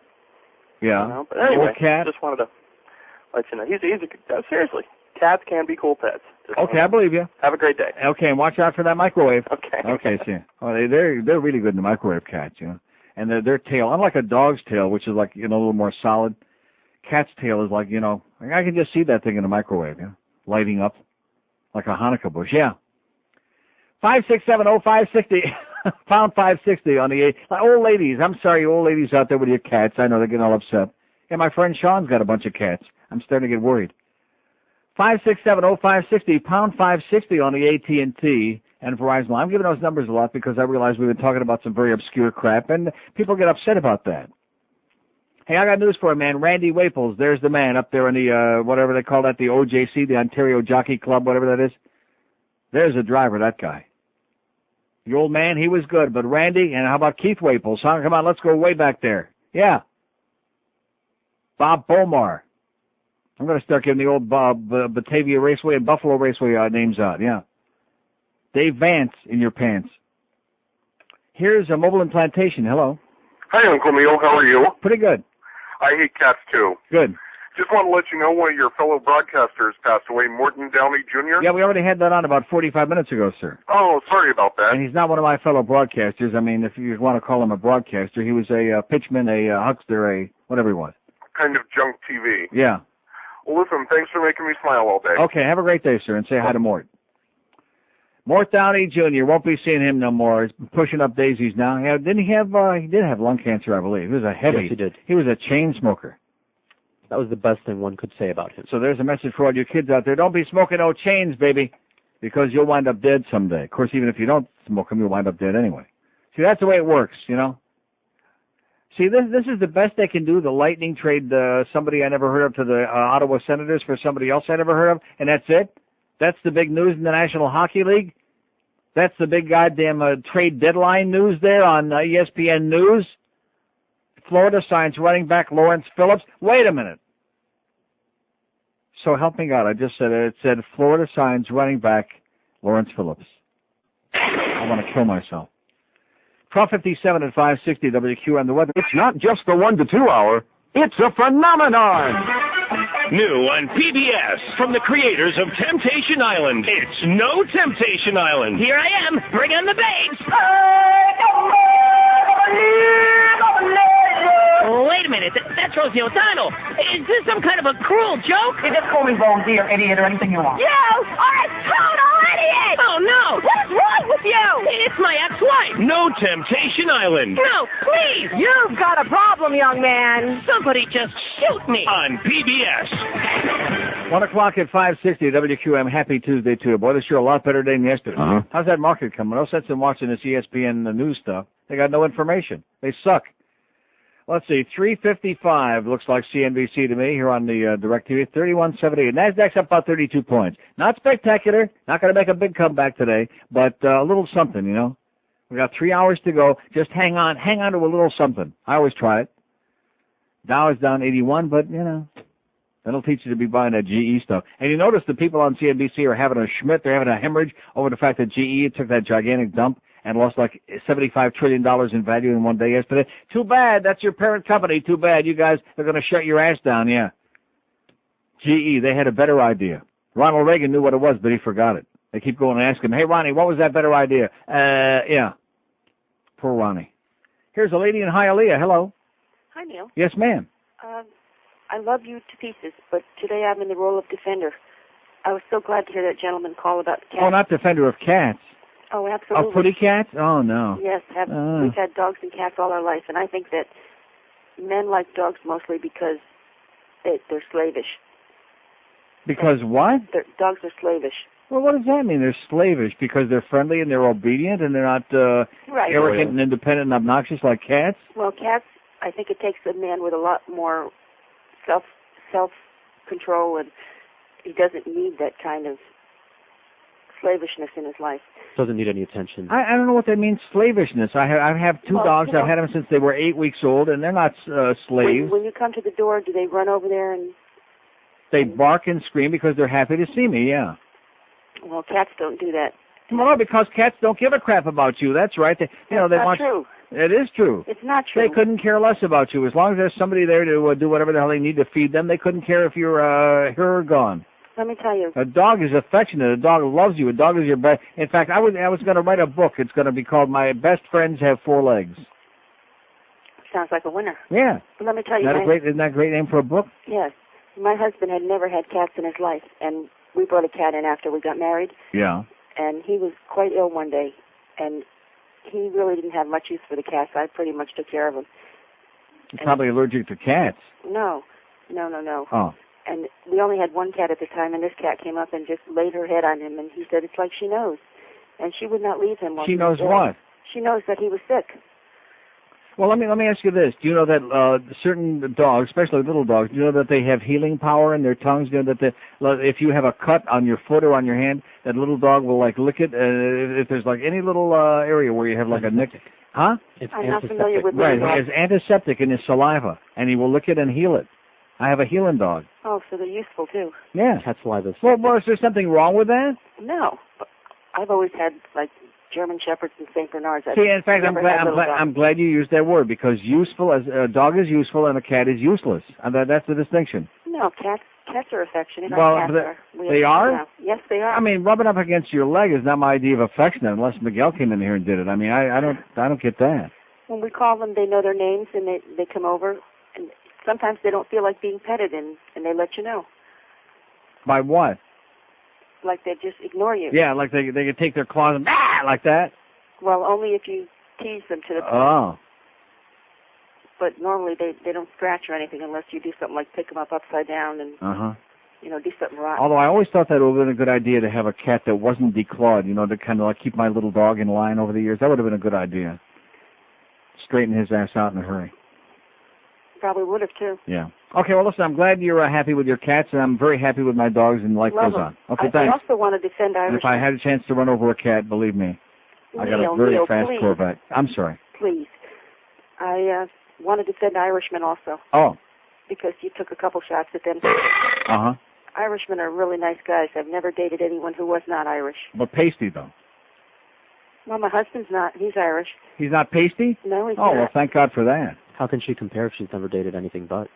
Yeah, that's true. Have you ever dated, like, a Chinese guy? No. Oh, the Chinese people, they have very smooth skin, Well, I never saw a Chinese person. Well, see, I just mentioned that, something to think about for a while, I like what I have. Oh, good, excellent. Irishmen are poetic. They're mystical. Right. Drunk. No, not necessarily. Red noses, yeah. Occasionally. Uh-huh. But and eat a lot of potatoes. No, not mine. Oh, good. Well, you must have the good one. You must have the good one. I got the good one? Excellent. Okay, have a great day, sweetheart. You too, Neil. Bye-bye. Bye. She's got a cat and an Irish husband. I hate the Irish. Well, what can I say? 567-0560, pound 560 on the AT&T. We just had a power. Little surge in here. The TV went off. Thank God the phones didn't go out. That would have been really bad. TV went off, though. Oh, I sure hope my TV ain't broke. The TV's broke. I'm going home. Let's see. Oh, no, they just came back. Look at that. Searching for satellite signal. There it is. Thank God. Wow. Man, do we have like an electrical fart in here or what? I told you there's something in the air. That's what Thunderclap Newman said. He's like, now we're getting out of our system now. I don't want to start like some philosopher now, or some guru, or a psychic, or something like that. Because I'll have Rimmer on the phone there this afternoon. He'll be sitting on a sofa in tears, talking to Neil the psychic. When I heard that yesterday, I wanted to sit down and cry. I'm taking financial advice from people who are hooked up with some psychic freak, and with the Sheik of Arabi there with his Xerox stock. That's me. Call me a schmuck. I'll answer. That's my name. North Miami Beach. Hello. Hello, Neil. Yes, sir. How are you today, sir? This is El Schmucko. Uh-oh. Neil, I'm the guy that called you about the gun show the other day when we were talking about guns. Yeah. My brother was, the brother I was telling you about in Tallahassee, he heard you on the internet. He said you forgot to tell him a couple of little other things that happen at that they do at gun shows. One of them is they sell a Calm down, sir. Calm down. Take it slow. You're getting a little ahead of yourself. Yes. I'm out of time. Talking to God. I know. There's a thing such as that's called a wallet gun, and if somebody wants I used to have one. Oh yeah, they're great. Uh-huh. Yeah, they're very hard to get. And I was wondering, I sent you some stickers that you could peel off and put on your car that were shaped like those. You mean the one that says choose your words carefully? Anything you say may be thrown back in your face with the vicious sarcasm? No. And what would Jesus do? Probably kick your ass and then knock a few brewskis in front of the tube? No. Oh, well, somebody sent me these. They weren't that elaborate. Oh. These one said Neil God in the center of the fish. One said Gefilte in the center of the fish, and the other one said Darwin. Huh. And I thought maybe you would like them. I guess you never got them. If you like. Oh, you mean sometime back you sent those? Yes. Oh yeah, those are great. I did get them. I love them. Oh, okay. I'll make you another set if you'd like. I sure would. And okay. And you can send some gefilte fish. I like that. All right. Hold the horseradish. Another thing that my brother told me, he says when interviewing or potential people to work for the state, red flags will pop up from time to time, and some of the things are you're supposed to be ever so careful if a guy who's applying for a police position was at one time a security guard, because they're very dangerous people. They give themselves promotions. They buy the scrambled eggs for their hat. Nothing more dangerous than a security guard, except maybe the postman. Okay, listen, have a great day, amigo. Bye-bye. Thanks. Okay. How about B. Farber? 5670560, pound 560 on the AT&T and Verizon wireless line. How about Charlie Farber? Could he drive one? No. No. Here's a mobile in Fort Lauderdale. Hello. Hello, Neil. Yes, sir. How you doing? Great. I want to talk to you about that dog's antiseptic effect of the tongue. Yeah. Does that work on hemorrhoids? Works on your rectum. As a matter of fact, yeah. Rectum? So if Larry King isn't available tonight, maybe your dog can heal you up. Thank you, sir. Okay, good luck to you. What do you think? 5670560, pound 560 on the AT&T and Verizon wireless line.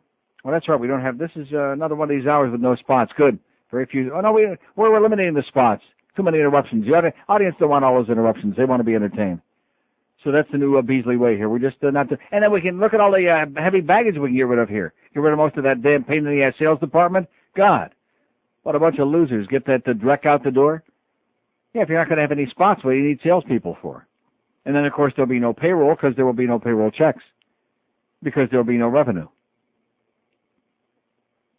5670560, and there won't be any phones to worry about breaking because we can't afford to pay the phone bill anyway at that point, so you don't have to worry about fixing the phone, Julio. Yeah. See, this is what happens when you have no spots. You don't have to worry about all these complicated things. And if we can do it, then we'll just take up a collection to pay the electric bill to keep us on the air every month. Sounds good. Yeah. And then maybe like a real company will come in here and buy the radio station out. Sounds excellent. And maybe pay me off. Oh! Sounds real good. Oh, Neil, you don't want that. You know something? I just saw that Justin Tinkerbell on there again on whatever I'm watching here. If you really think that she's doing that, come on. You don't really believe that, do you? No, Brittany? I don't. It gives me hope. Oh, and there was a blonde on there. Remember the Travel Channel I was talking about? Uh-huh. Her name was Chris something. I mean, not that she's a celebrity. A young blonde in a bathing suit. I swear to God, she made Britney Spears look like what my dog leaves in the backyard every morning. I'm not exaggerating. She would make every man in the world forget about Britney in a heartbeat. I'm serious. Blonde, young, about like early 20s, I swear to you. And this is the story. This is what TV needs to discover. God bless the Travel Channel. And thank God Buddy Bud sold it to somebody with some taste. Yeah, he bought that one day and sold it about a week later. You know, That's the government for you. And guess who the new chairman of the FCC is? Have you noticed that? No, I didn't notice. Well, let me give you a couple of clues. His skin is a little on the dark side, and his daddy is the Secretary of State. Really? And his last name is? Powell. Yeah. So when I saw that, I was ready to have a Powell movement. I was so shocked. Yeah. Colin Powell's son is the new FCC chairman. And George W. is going to get to a point, looks like the other 4 more FCC commissioners. So if you think that we can say crap now, you just wait. Huh? Great. Yeah, that's right. You think the Navy had a bad mistake in Kuwait? You just wait, mister. Because if you say crap, here comes La Bamba. 5670560. I have no idea. I'm incoherent today because it's good. Yesterday was like a good flushing out. As in Flushing, Michigan, Eric Goodell. Oh, so do you think those observers on that bombing range got a Paul good McKenzie, that was a good name. He's a good driver. What is it? You think I'd rather go back to observers Flambeau got a good view of Downs that and talk about the great drivers up there. What? And who's the first? Jody Jameson. How old is Jody Jameson? 25. Do I know my stuff? What? Brad Kramer, 44. Here's a mobile in Miami. Hello. Hello, Neil? Yes, sir. Yeah, how about from my past, Stanley Dancer and Bill Horton? Stanley Dancer and Billy Houghton, rest in peace. I knew them both. They were fine gentlemen and great drivers. Yes, sir. That's just wanted to mention the names because that's the only ones that I really remember when I used to go to Yonkers. Well, they're the only ones worth remembering. All right, thank you, Neil. Okay, thank you. See, there you go. Let's get the old blue hairs out here for some harness racing talk. What do you say? No. Just a joke. Just kidding. I bet you Dick Feinberg is loving it. How you doing, Dick? And believe me, take a look at that tape. 5670560, 560 on the AT&T. I mean, what difference does it make, you know?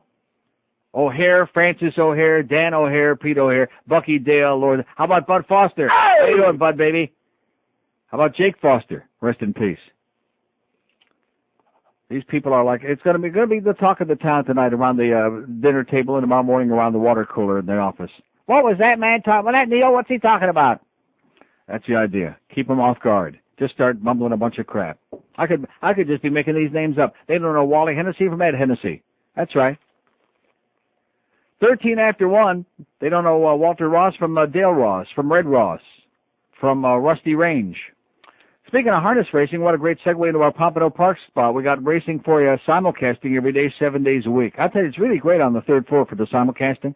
You go up there and you get you a little seat, or maybe even get one of those seats by your own little personal TV, and you can sit there and bet on highlight and harness racing and thoroughbred racing and just plunge your brains out. Then maybe have a little snack, a little bit of dinner, and at nighttime make a doubleheader out of it, Monday, Wednesday, Friday, and Saturday, like we did on Saturday. Because you got simulcasting every single day, 7 days a week, and live racing 4 nights a week, Monday, Wednesday, Friday, and Saturday, 7:30 at Pompano Park. This Friday, March 16, and Saturday, March 17, it's the Luck of the Irish weekend at Pompano Park. Free prize drawings, Irish food and drink, music, and great dancing. Each night there'll be free prize drawings to win.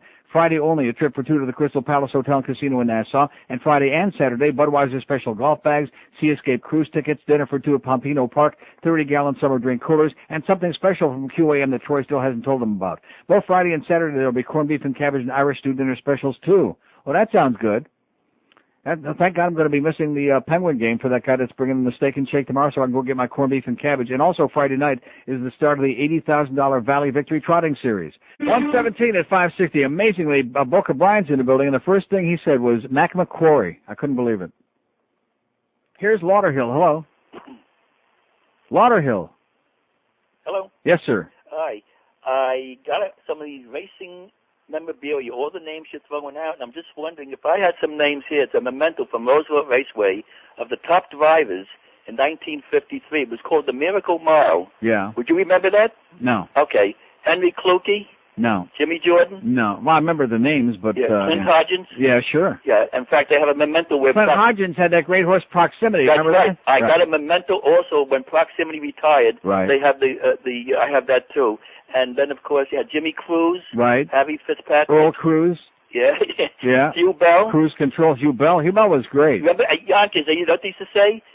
Get Well with Bell. Right. He was a catch driver, actually. And Gene Regal. Just like they used to say, Gene Regal was great. Over Alan Regal, Bruce Regal, those great chartreuse colors. How can you forget that? Yeah. And you know, I worked for the audience. I worked for a man who owned one of the greatest trotters ever. And what was that? Neville Pride. Neville Pride, Stanley Dancer. Now we're talking. Okay, That's thank right. you, sir. Say goodbye. Oh, this is great for the four of us who know what we're talking about. Boy, has this man got a vast knowledge, this Neil? See, this is very disturbing to me that at my advanced age I remember all of these things and the important stuff. I haven't got a freaking clue. Like Mad Dog says, I haven't got a clue. I don't. Ask me my phone number. I don't know. But all this stuff, you know, from 100 years ago, I can tell you chapter and verse. I can tell you what time they went the quarter, the half mile, 3/4. I can tell you how many lengths they were ahead by the top of the stretch. Here's Coral Springs. Hello. Neil? Yes, sir. The two worst drivers in the history of Yonkers Raceway, Satcher Werner and William Hudson. Okay, great. Thank you.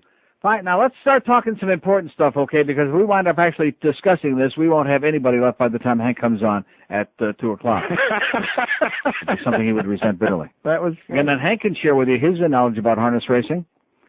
5670560 #5. Does he have any? No. #560 on the AT&T and Verizon wireless line. See, for me, I like action when I go to the track. I don't want to sit there like the thoroughbred. You sit there for a half an hour between races. There isn't a goddamn thing going on. There's no horses warming up. There's no nothing. They got a few bogus workouts in the goddamn racing form, which maybe they're right and maybe they're wrong, and maybe it was the right horse and maybe it wasn't. And you wait for half an hour, and they stick them in the goddamn gate, and they run for like 3/4 of a mile maybe a mile if you're lucky, and then and I sit for another half an hour.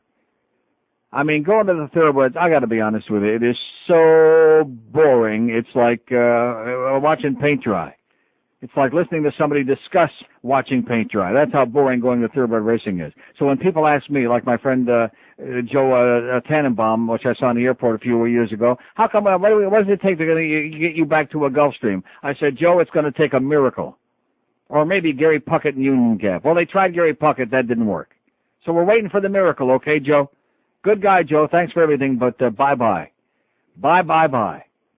Going over there to Gulfstream with all those blue hairs, those 400-year-old blue hairs hunched over the goddamn counter. Give me the 3-horse to show. I'll take $1 to win on the 9. Ah. God. Here's a mobile in Hialeah. Hello. Neil? Yes, sir. Good afternoon, sir. Explain this to you. I was going to talk about the cats and dogs. You said you want to talk about more important. You want to talk about? I can't. Are you on a speakerphone?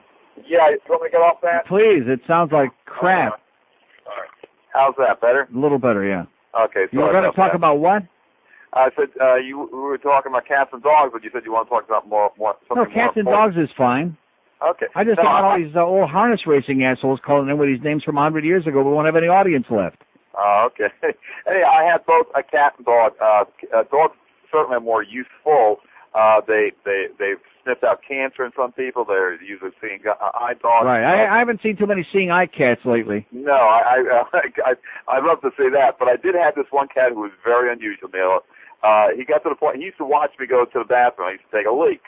And after a while, he started using the bathroom himself. I didn't teach him this or anything. No. No, I'm serious, Neil. I'm telling you. My daughter didn't believe it either until after she came home for a weekend with her mom, and she realized, Daddy, there's Blondie's thing in the toilet. I told you. This was a cat? A cat, yes, Neil. I swear. He says, "Isn't Blondie smart?" I said, "No, Blondie was smart. That was a cat." How does Blondie, a cat pee in a toilet? So, Neil, this cat would do a lot of strange things.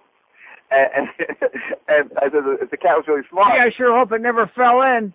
No, I said he was flushed the toilet. But here was the sad situation, Neil. When my daughter went to visit her mom on the weekends, I figured I could at least leave the toilet seat up. Now I had to leave the toilet seat down again for the damn cat. Yeah. But the dog and the cat got along great. The dog sometimes thought he was a cat. Because the cat used to jump into the laundry baskets and the well, dog you know something? I'm glad you mentioned that. That's food for thought. I'm going to go home instead. It's never too late, even though he's 12 years old. I'm going to go home and start teaching my little miniature pincher to pee in the toilet. Just sit him up. What? Yeah, just put him up there on the lid. Put the seat down. Maybe you can get a training seat like they have for the little toddlers. Yeah, like a real slippery one, you know. Not that I'd like to see him fall in or anything.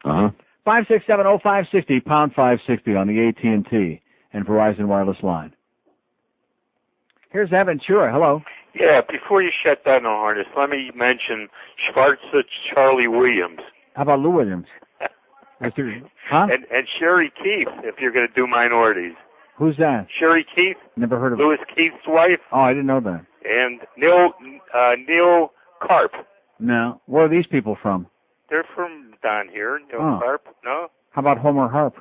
Yeah, but Charlie Williams. Schwarzer Charlie Williams. Yeah. How about Schwarzer Lou Williams? Okay. You like saying that word, I think. 567-0560, pound 560 on the AT&T and Verizon wireless line. Wow. How about Wayne Temple? How about Glenn Quick?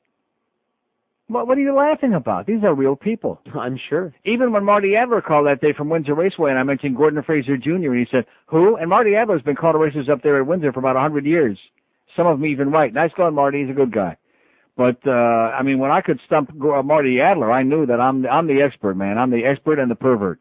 Make no mistake about it. Here's Miami. Hello. Hey, Neil. How you doing? Oh. Uh-huh. Lick it and stick it. Okay, Tom, nice hearing from you. I thought Tom Hopkins left the country. 567-0560, pound 560 on the AT&T, yeah, and Verizon wireless line. Was that Muff? I was just doing a voice. I think that was Muff on the phone right there. Yeah, sounded like Muff to me. Yeah, we got a little girl for a program director. Duff hates you. Uh-huh. Muff. Our own little girl. Oh, gee, Greg, how did Neil find out about Channel 10? How did Neil find out about... It's a lawsuit, Greg. It's a fight, Greg. Maybe we can take some butch-up pills for Muff. Do you think so? Well, let's see if we can get one of those snake oil salesmen to send us some butch-up pills for our program director so we don't have to call him Muff anymore. Here's a lady in Wellington. Hello. Hello. The other day, it said, I love cats. Yeah. But, I got a great... That's good. That's great. Somebody playing back a tape, like the... In fact, I think that the recorder was in the toilet, speaking of having the lid down. Yeah, at least pull the lid up, okay, if you're going to play tapes in the toilet and put them on the phone. Really good stuff. Oh, that's right. We don't have to... this is excellent. This is... What are we doing? 3 breaks this hour? Yeah, sure. There's no stress. Yeah. And you notice I don't see one of the things, if I have one failing, I talk too fast. Why do I talk too fast all the time like I'm rushed? Because I'm rushed. Because if I didn't talk too fast, we wouldn't have any goddamn show here. Since Screwan decided we'll run like 80 minutes of spots an hour. But now we don't have any spots. Because we're in a goddamn depression. So pretty soon we won't have any money, and then we won't be able to pay Boca Raton at all. Not that we paid him any time recently. They haven't paid him in 3 months. You want to know why? Do they have the money? No. Of course not. They haven't got any money. Boca Raton hasn't gotten paid in 3 months, Muff. What are we going to do about that? He's going to start holding out on us and not recording that funny stuff that he records.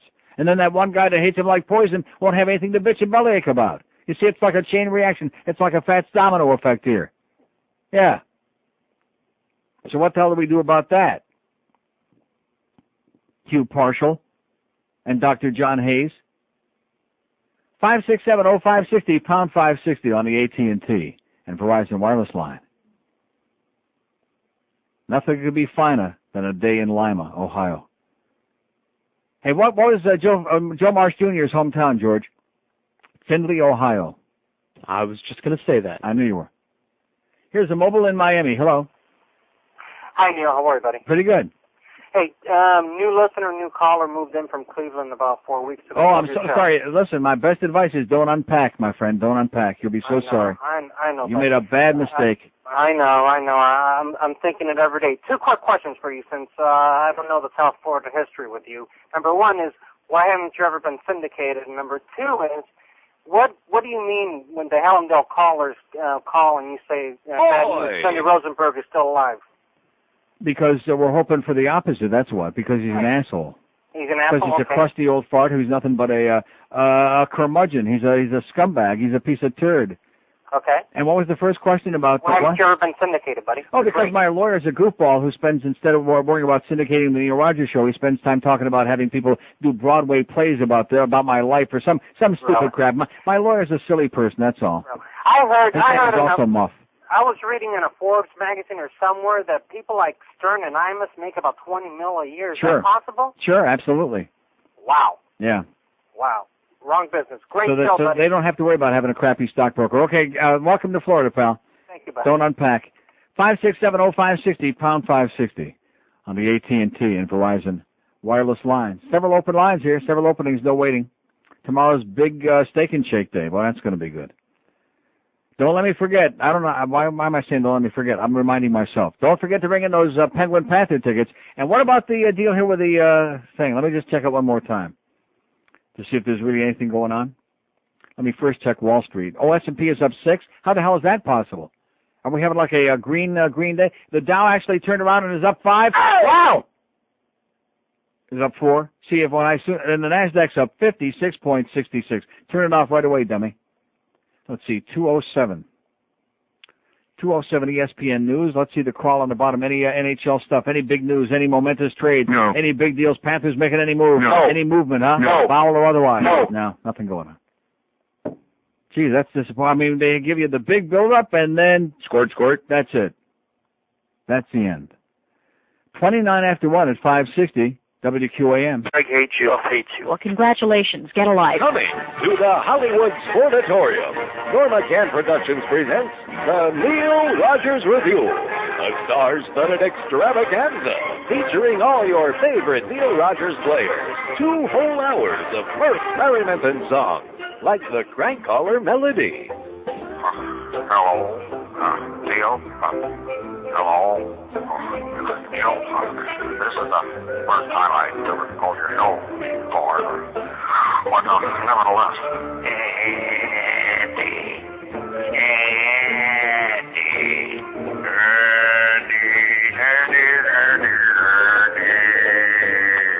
Hello, now sit well, hello, now then it's so nice to have you on the air where you belong.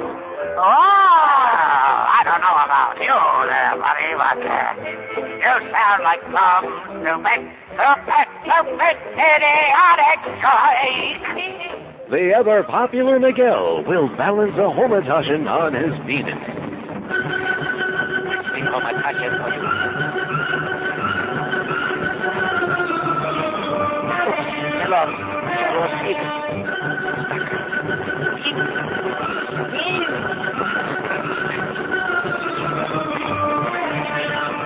And fellas, try to keep it down with Screw Ann, the Bubble Dancer.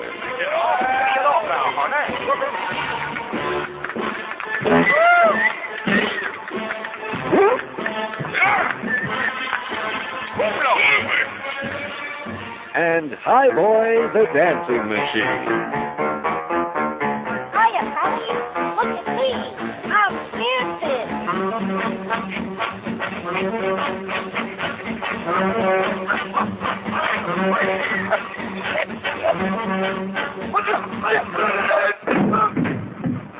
Yes, you'll wonder what it's all for when you spend an evening of agonized amusement at the Neil Rogers Review.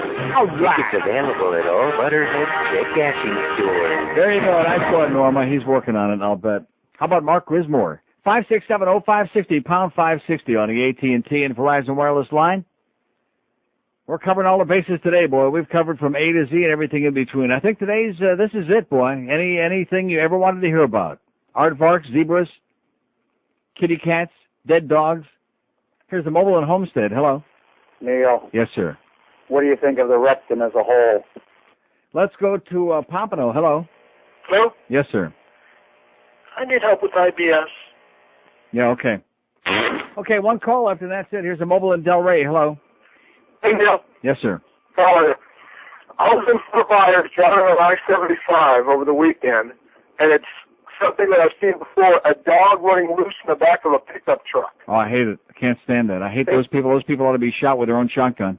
Well, the worst part, I had my cousin riding and my grandma in the back seat, and I thought we were going to get arrested because they yelled at me. Okay, well, listen, they must have, evidently the experience must have had some mystical thing on your phone because it's crapped out. But have a nice life. Okay, 567-0560. Let's get this thing started again here. We got 25 minutes to go. Can we do it? No. No. And see, their excuse would be, well, you're talking all those silly buggy horse names. Well, you know what? Too bad. It's pretty goddamn entertaining. Guaranteed. It's the most entertaining thing going on in this town right now by far, by a million miles, by a country trillion miles. Make no mistake about it, okay? Just ask me, I'll be telling you. Even the Schwarzers are into it. Here's call in Boca. Hello. Hello. Yes, sir. Was listening to your show today. Must be nothing happening out there. Yeah. I was wondering, have you had any comments about Riley sending the two boys home that showed up late? Sir, this isn't a sports show. We don't talk about NBA. Oh, okay. No. Well, I thought it was entertainment. I didn't know it was sports. But No, it is not entertainment. That's why nobody goes to see it. That's right, exactly. Oh, okay, Yeah. thank you. No. Call up one of the sports nerd shows. I heard him talking about that this morning. I'm sure that the rest of the day they'll be talking about that some too. Nobody here cares about that, about sports or ball, okay? About freak ball. We don't care about it. It's crap. 5670560. How's our survey coming? Which of these areas in South Florida is the most plastic underlined in italics in dark black, speaking of Schwarzers? The answer is South Beach, 187 out of 382 votes so far. 187. Almost 50%. Boca is the only contender, 140, 36.6%. Way back to the Gables with 24, Coral Springs with 22, and Coconut Grove has a measly 9 votes. How do you like that? So it's strictly a two-house race. South Beach and Boca, and South Beach seems to be winning, hands down your pants. All you steroid-induced phonies with a lot of jewelry and a lot of whatever. Any straight people there on South Beach? No. 2 or 3. The girls, maybe. Oh, and there was a thing in yesterday's paper that I forgot to mention about the bloom is off the rose, or maybe it's in this morning's paper. And at South Beach, a lot of the kids are now going to the clubs. Since they kept all the young people, the 18 to 21-year-olds off the beach, made a nice move there. See, when you have young people from 18 on up, it gives the impression that this is a happening, trendy, hot place. And when they start making all these restrictions, well, guess what? Then the people start going when they want to feel less restricted, like right across the bay there into Miami, where there's all kinds of clubs that are open like till the wee hours of the morning, and more the young people are going to. And, of course, when you read that article and you stop to think of the repercussions of that, because South Beach basically is based on being the trendy spot. Well, you do understand what trendy means. Trendy means like temporary, as in right now. All the plastic, all the movie stars, all the celebrities, all the wannabes, all the people that are running around from one of these clubs to another making sure that everybody sees them. Well, guess what? Miami Beach today and someplace else tomorrow. So what's going to happen when the bloom is off the rose and all of those clubs are closed? All the old people move back. And everybody starts getting hosed. Huh? I mean, all the even the ones who are famose. The same. See, you're stepping on my good material. Sorry. You're stepping on my famose. What'd you say? Hose. So, anyway. Seriously. Then they're going to say, well, that Barbara Cabot, man, maybe she didn't have yellow teeth after all. Maybe she was wrong about, Virginia Beach, don't need gambling or whatever the hell she was saying, and all we need is Art Deco. Because once all of that plastic crap fades away down there, then what are we going to do? Then they'll all go over wherever else, whatever becomes hot next. And, how the fags are, we go for, the gay bar lasts about 5 weeks, and that's it. Because then we get tired of it. We want artsy-fartsy, trendy, So then what'll it be down there? Retirees. Yeah, then we'll bring the old Cubans down there. We'll bring the old green tooth people down there. Put back up South Beach, the Kennel Club back down there, Turf Pub. Domino Park East. Yeah, Fats Domino. We're going to have Fats Domino with the dog track down there. There's the Miami Beach Kennel Club. Oh, no Schwarzers allowed? I'm sorry. Well, we'll play some of his music on the PA anyway. Play some Pat Boone records. He was on Dot. Yeah, did you see what Poker Brian brought in this morning? How did you like Very that? snazzy. Instead of those stupid mini discs he was bringing in, he's pressing his own CDs, and he's got the Dot label on there, which I bet you Pat Boone is jealous about that. And Billy Vaughn, too, as in Sail Along Slippery Moon. Boy, I tell you, my memory, I tell you, yesterday, maybe it was the episode with seeing that dog get off right in front of me there on Sunrise Boulevard, which that was a terrible thing. Maybe it was making that big comeback at the track last night. Maybe it was losing those billions of dollars on the market in paper, of course, only yesterday. Whatever it was. Maybe it was hearing that story about the Rimmers and the Psychic and Jeff crying on the couch. Yeah, ask Jeeves why.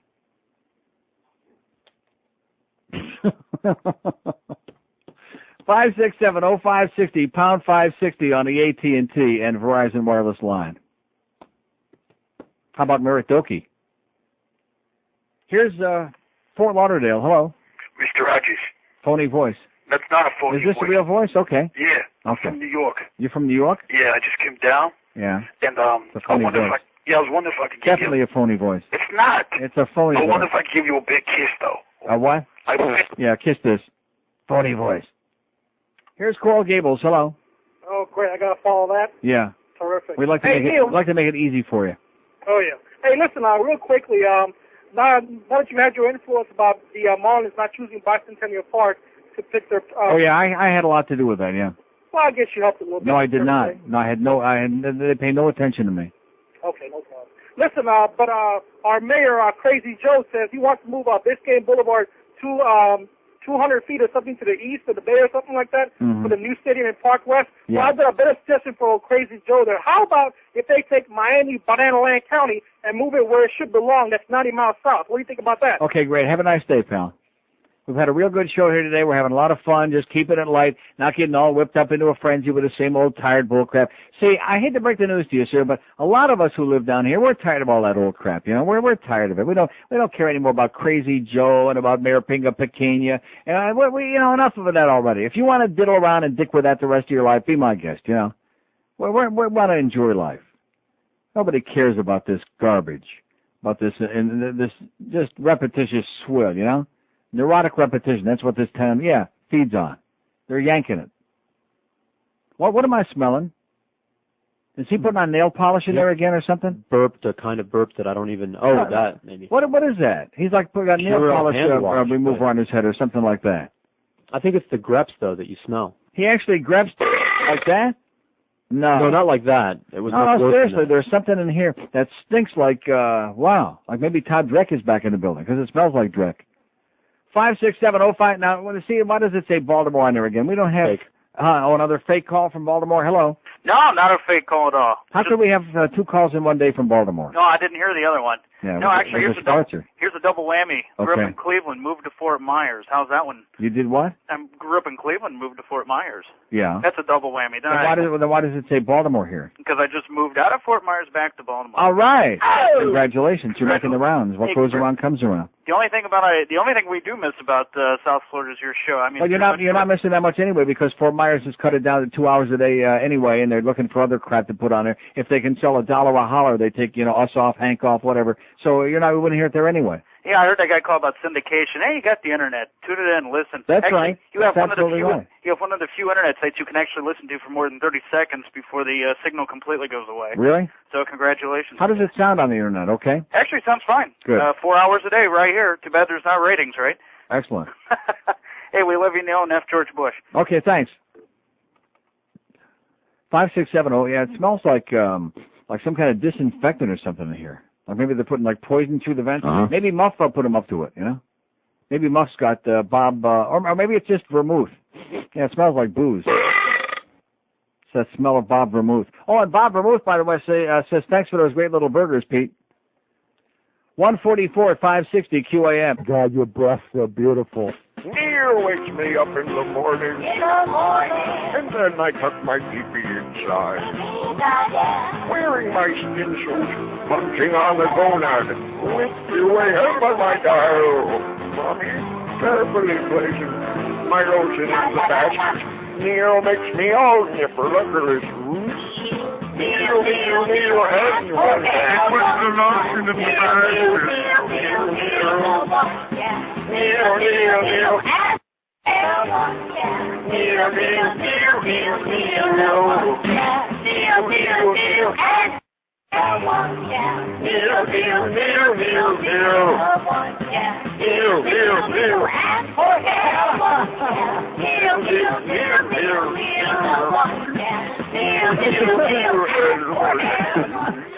Neil. It puts the lotion in the basket. Yeah, we know. 148 at 560 WQM. Happy Tuesday to you. Well, I don't know what it is. Maybe it's only me. Call me crazy, but I just have this feeling that the human race has turned a corner today. I feel like something gigantic, like maybe the BM that I'm trying to stall off till 2 o'clock. Some momentous event is about to take place. Something good. Like maybe lunch for somebody. Lunch for me at Mommy's. And lunch for somebody in the building, because that's aroma I was like somebody's making spaghetti sauce or something. Or like maybe there's, Brian, look out in the hallway. I bet you there's food out there. I smell Italian food. Believe me, I know my sauce. Now, what does that ponytail wanted? What? You have to be... Cable spots are being taped today as we speak. Right. And he wanted you to make a cameo so that your beautiful puss could be on the spot, like it was the last time. Yeah. Which, of course, they taped during an appearance, which made a lot of sense. I'll think about it. Is Tanner going to be naked in the shower there? I'll think about it. What is it? See, what? Look, do I have a nose for food, and you wonder why I'm fat?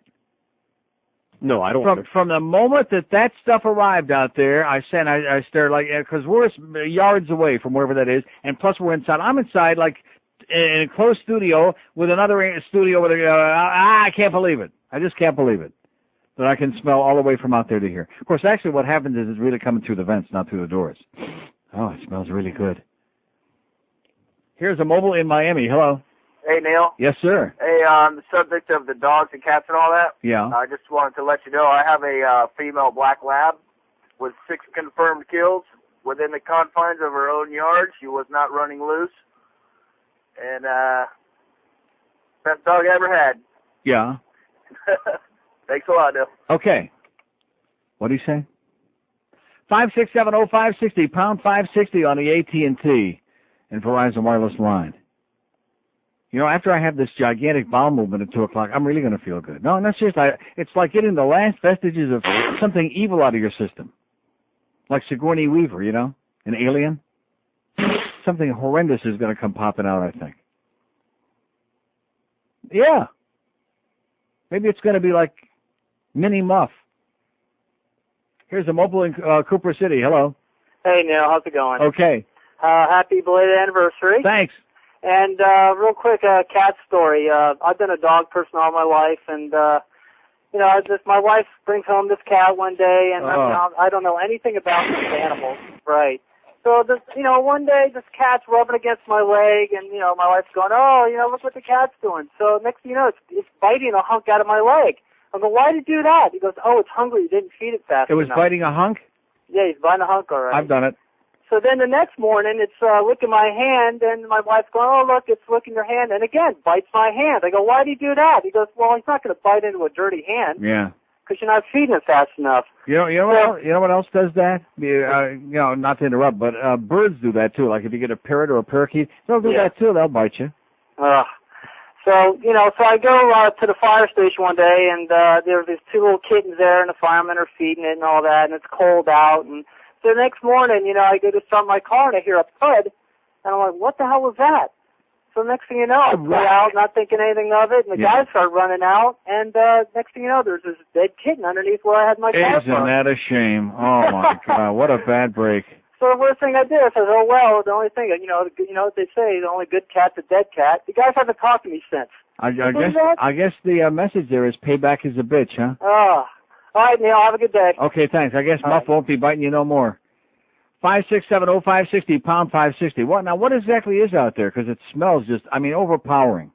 Overpowering. What is it? Pasta and sausage. Pasta and sausage? Who's it for? Oh, it's probably for Hank and the crowd. Huh? Well, Hank's not here today.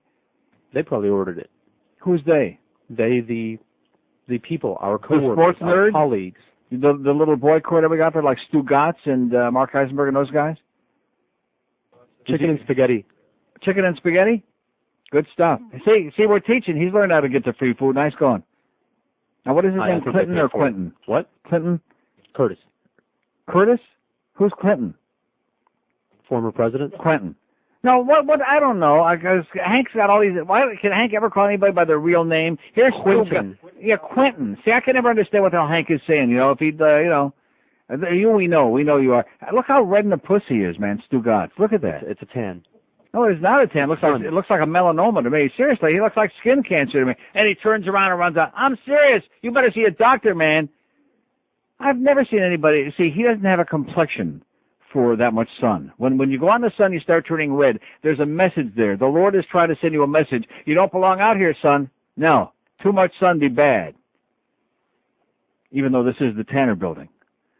5670560, pound 560. Don't you think he looks out too red? Don't you get worried about people like red for what? Prime time. And he still don't belong on the air. Here's a mobile in Boca. Hello.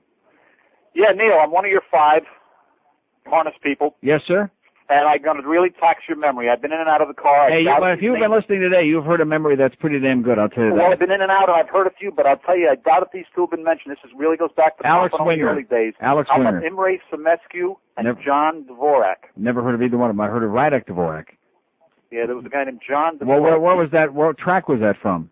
That was Pompano in the early 70s when Louis Williams was just a kid. I wasn't here. Making his bones. I wasn't here. Bill Dieters was around. You remember Bill Dieters? Bill Dieters from Michigan. He had a horse, a trotter called Noble Boy. I remember winning 2 dead heats in a row on Noble Boy. It was he was a good driver, Bill Dieters. He was. Unfortunately, he was so crooked that when he died, they had to screw him into the ground. But other than that, he was a decent horseman. Okay. All right, Neil. Have a good day. And you too. Bye. How you like that? 567-0560, pound 560 on the AT&T. And, well, he's dead. I'm not going to, he was good. I cashed a lot of tickets on Bill Dieters. Good man. Mike, good guy, but sometimes the talent skips a generation, you know what I'm saying? Uh-huh. How about Gene Sears? Great old man. He was dead. He was a great driver at Pompano Park for years. Gene Sears, he was fantastic. And then Jay Sears, his son, who's everybody's good friend out there at Pompano, it skipped a generation. Jay was, he tried for a while. How many races did Jay win? 1 or 2, something like that? Uh-huh. In about 20 years. And then Jay's son, Brian, is great. Not to mention how good he looks. But Brian Sears up there at the Meadows, one of the top. I bet you Brian Sears is on your list, or did you get rid of it already? Did you get rid of your list? Yeah. We'll do it again tomorrow. Or maybe not. 567-0560, pound 560. It's true. It skips a generation. Just, I don't know what that's all about. Here's a mobile in Miami. Hello. Hello, Neil? Yes, sir. How you doing? Okay. Neil, I leave the country for about 3.5 years because my job transferred me out of the country, and I come back, and you're not an IOD, and where the hell's Phil Henry? What's going on? What does that mean? What happened to Phil Henry? What language are you speaking? Phil Henry is in California. He's syndicated. Oh, really? Yeah. Is he doing well, though? I mean, did he get married? Do you know anything about his personal life? Yeah, he got married. Oh, he did? Are you writing a book or what? No. I just I enjoyed you guys when I was down here in college, and I come back, and it was my surprise not to hear any of you. He's doing fine. He's busy bad-mouthing me on his show, but he's doing fine. Well, it's good to hear you, Neil, and I'm glad I caught you on, 560? Yes, sir. What do you mean, what is this? This is the only station that makes any sense anymore. Oh, is it? Right. That much has changed. At least for 4 hours a day, anyway. Okay, maybe. Well, it's a pleasure, Neil. Welcome back. Take care. Hasta K. Get out of here. What? Oh, it looks like you were about to give me some very important information, like Bill Dieters was making a comeback. How about Ted Taylor? 567-0560, pound 560. How about Tommy Wynn? There you go. Isn't that a great name for somebody involved in horse racing and gambling? Wynn. Tommy Wynn. Or was he a thief? And then, of course, there was Del Pletcher, speaking of that. We want you to come in here, pick up your papers, and ship out today, Mr. Pletcher. Okay. And take the $40,000 you won last night and get out of here. Here's a mobile in Pembroke Park. Hello. Hey, Neil, how you doing? Pretty good, sir. Okay, I was just cruising through Hollywood, and I went past that Hail Mary house. What the hell? The Virgin Mary. Oh, today is the day. You're right, Hal. Thank you for reminding me right before the end. It is the 13th. You're right. Oh, my God, they got half the street closed off. They wouldn't let me through. I had to go and remove the roadblocks myself to drive through so I can get to the bank. Well, be sure and give the Virgin Mary a big how do you do for us. Oh, I gave her a personalized finger and told them when I get my holiday, they can have theirs. Okay. So I figured we'd be even. I just wanted you to know about that. Thanks for the good news. Thanks for the memories. Hey, listen, it's go to Hollywood and meet the Virgin Mary or some virgin. Now the Pope depends on you and the powers you possess. Since you saved his life with your flying scissor knife.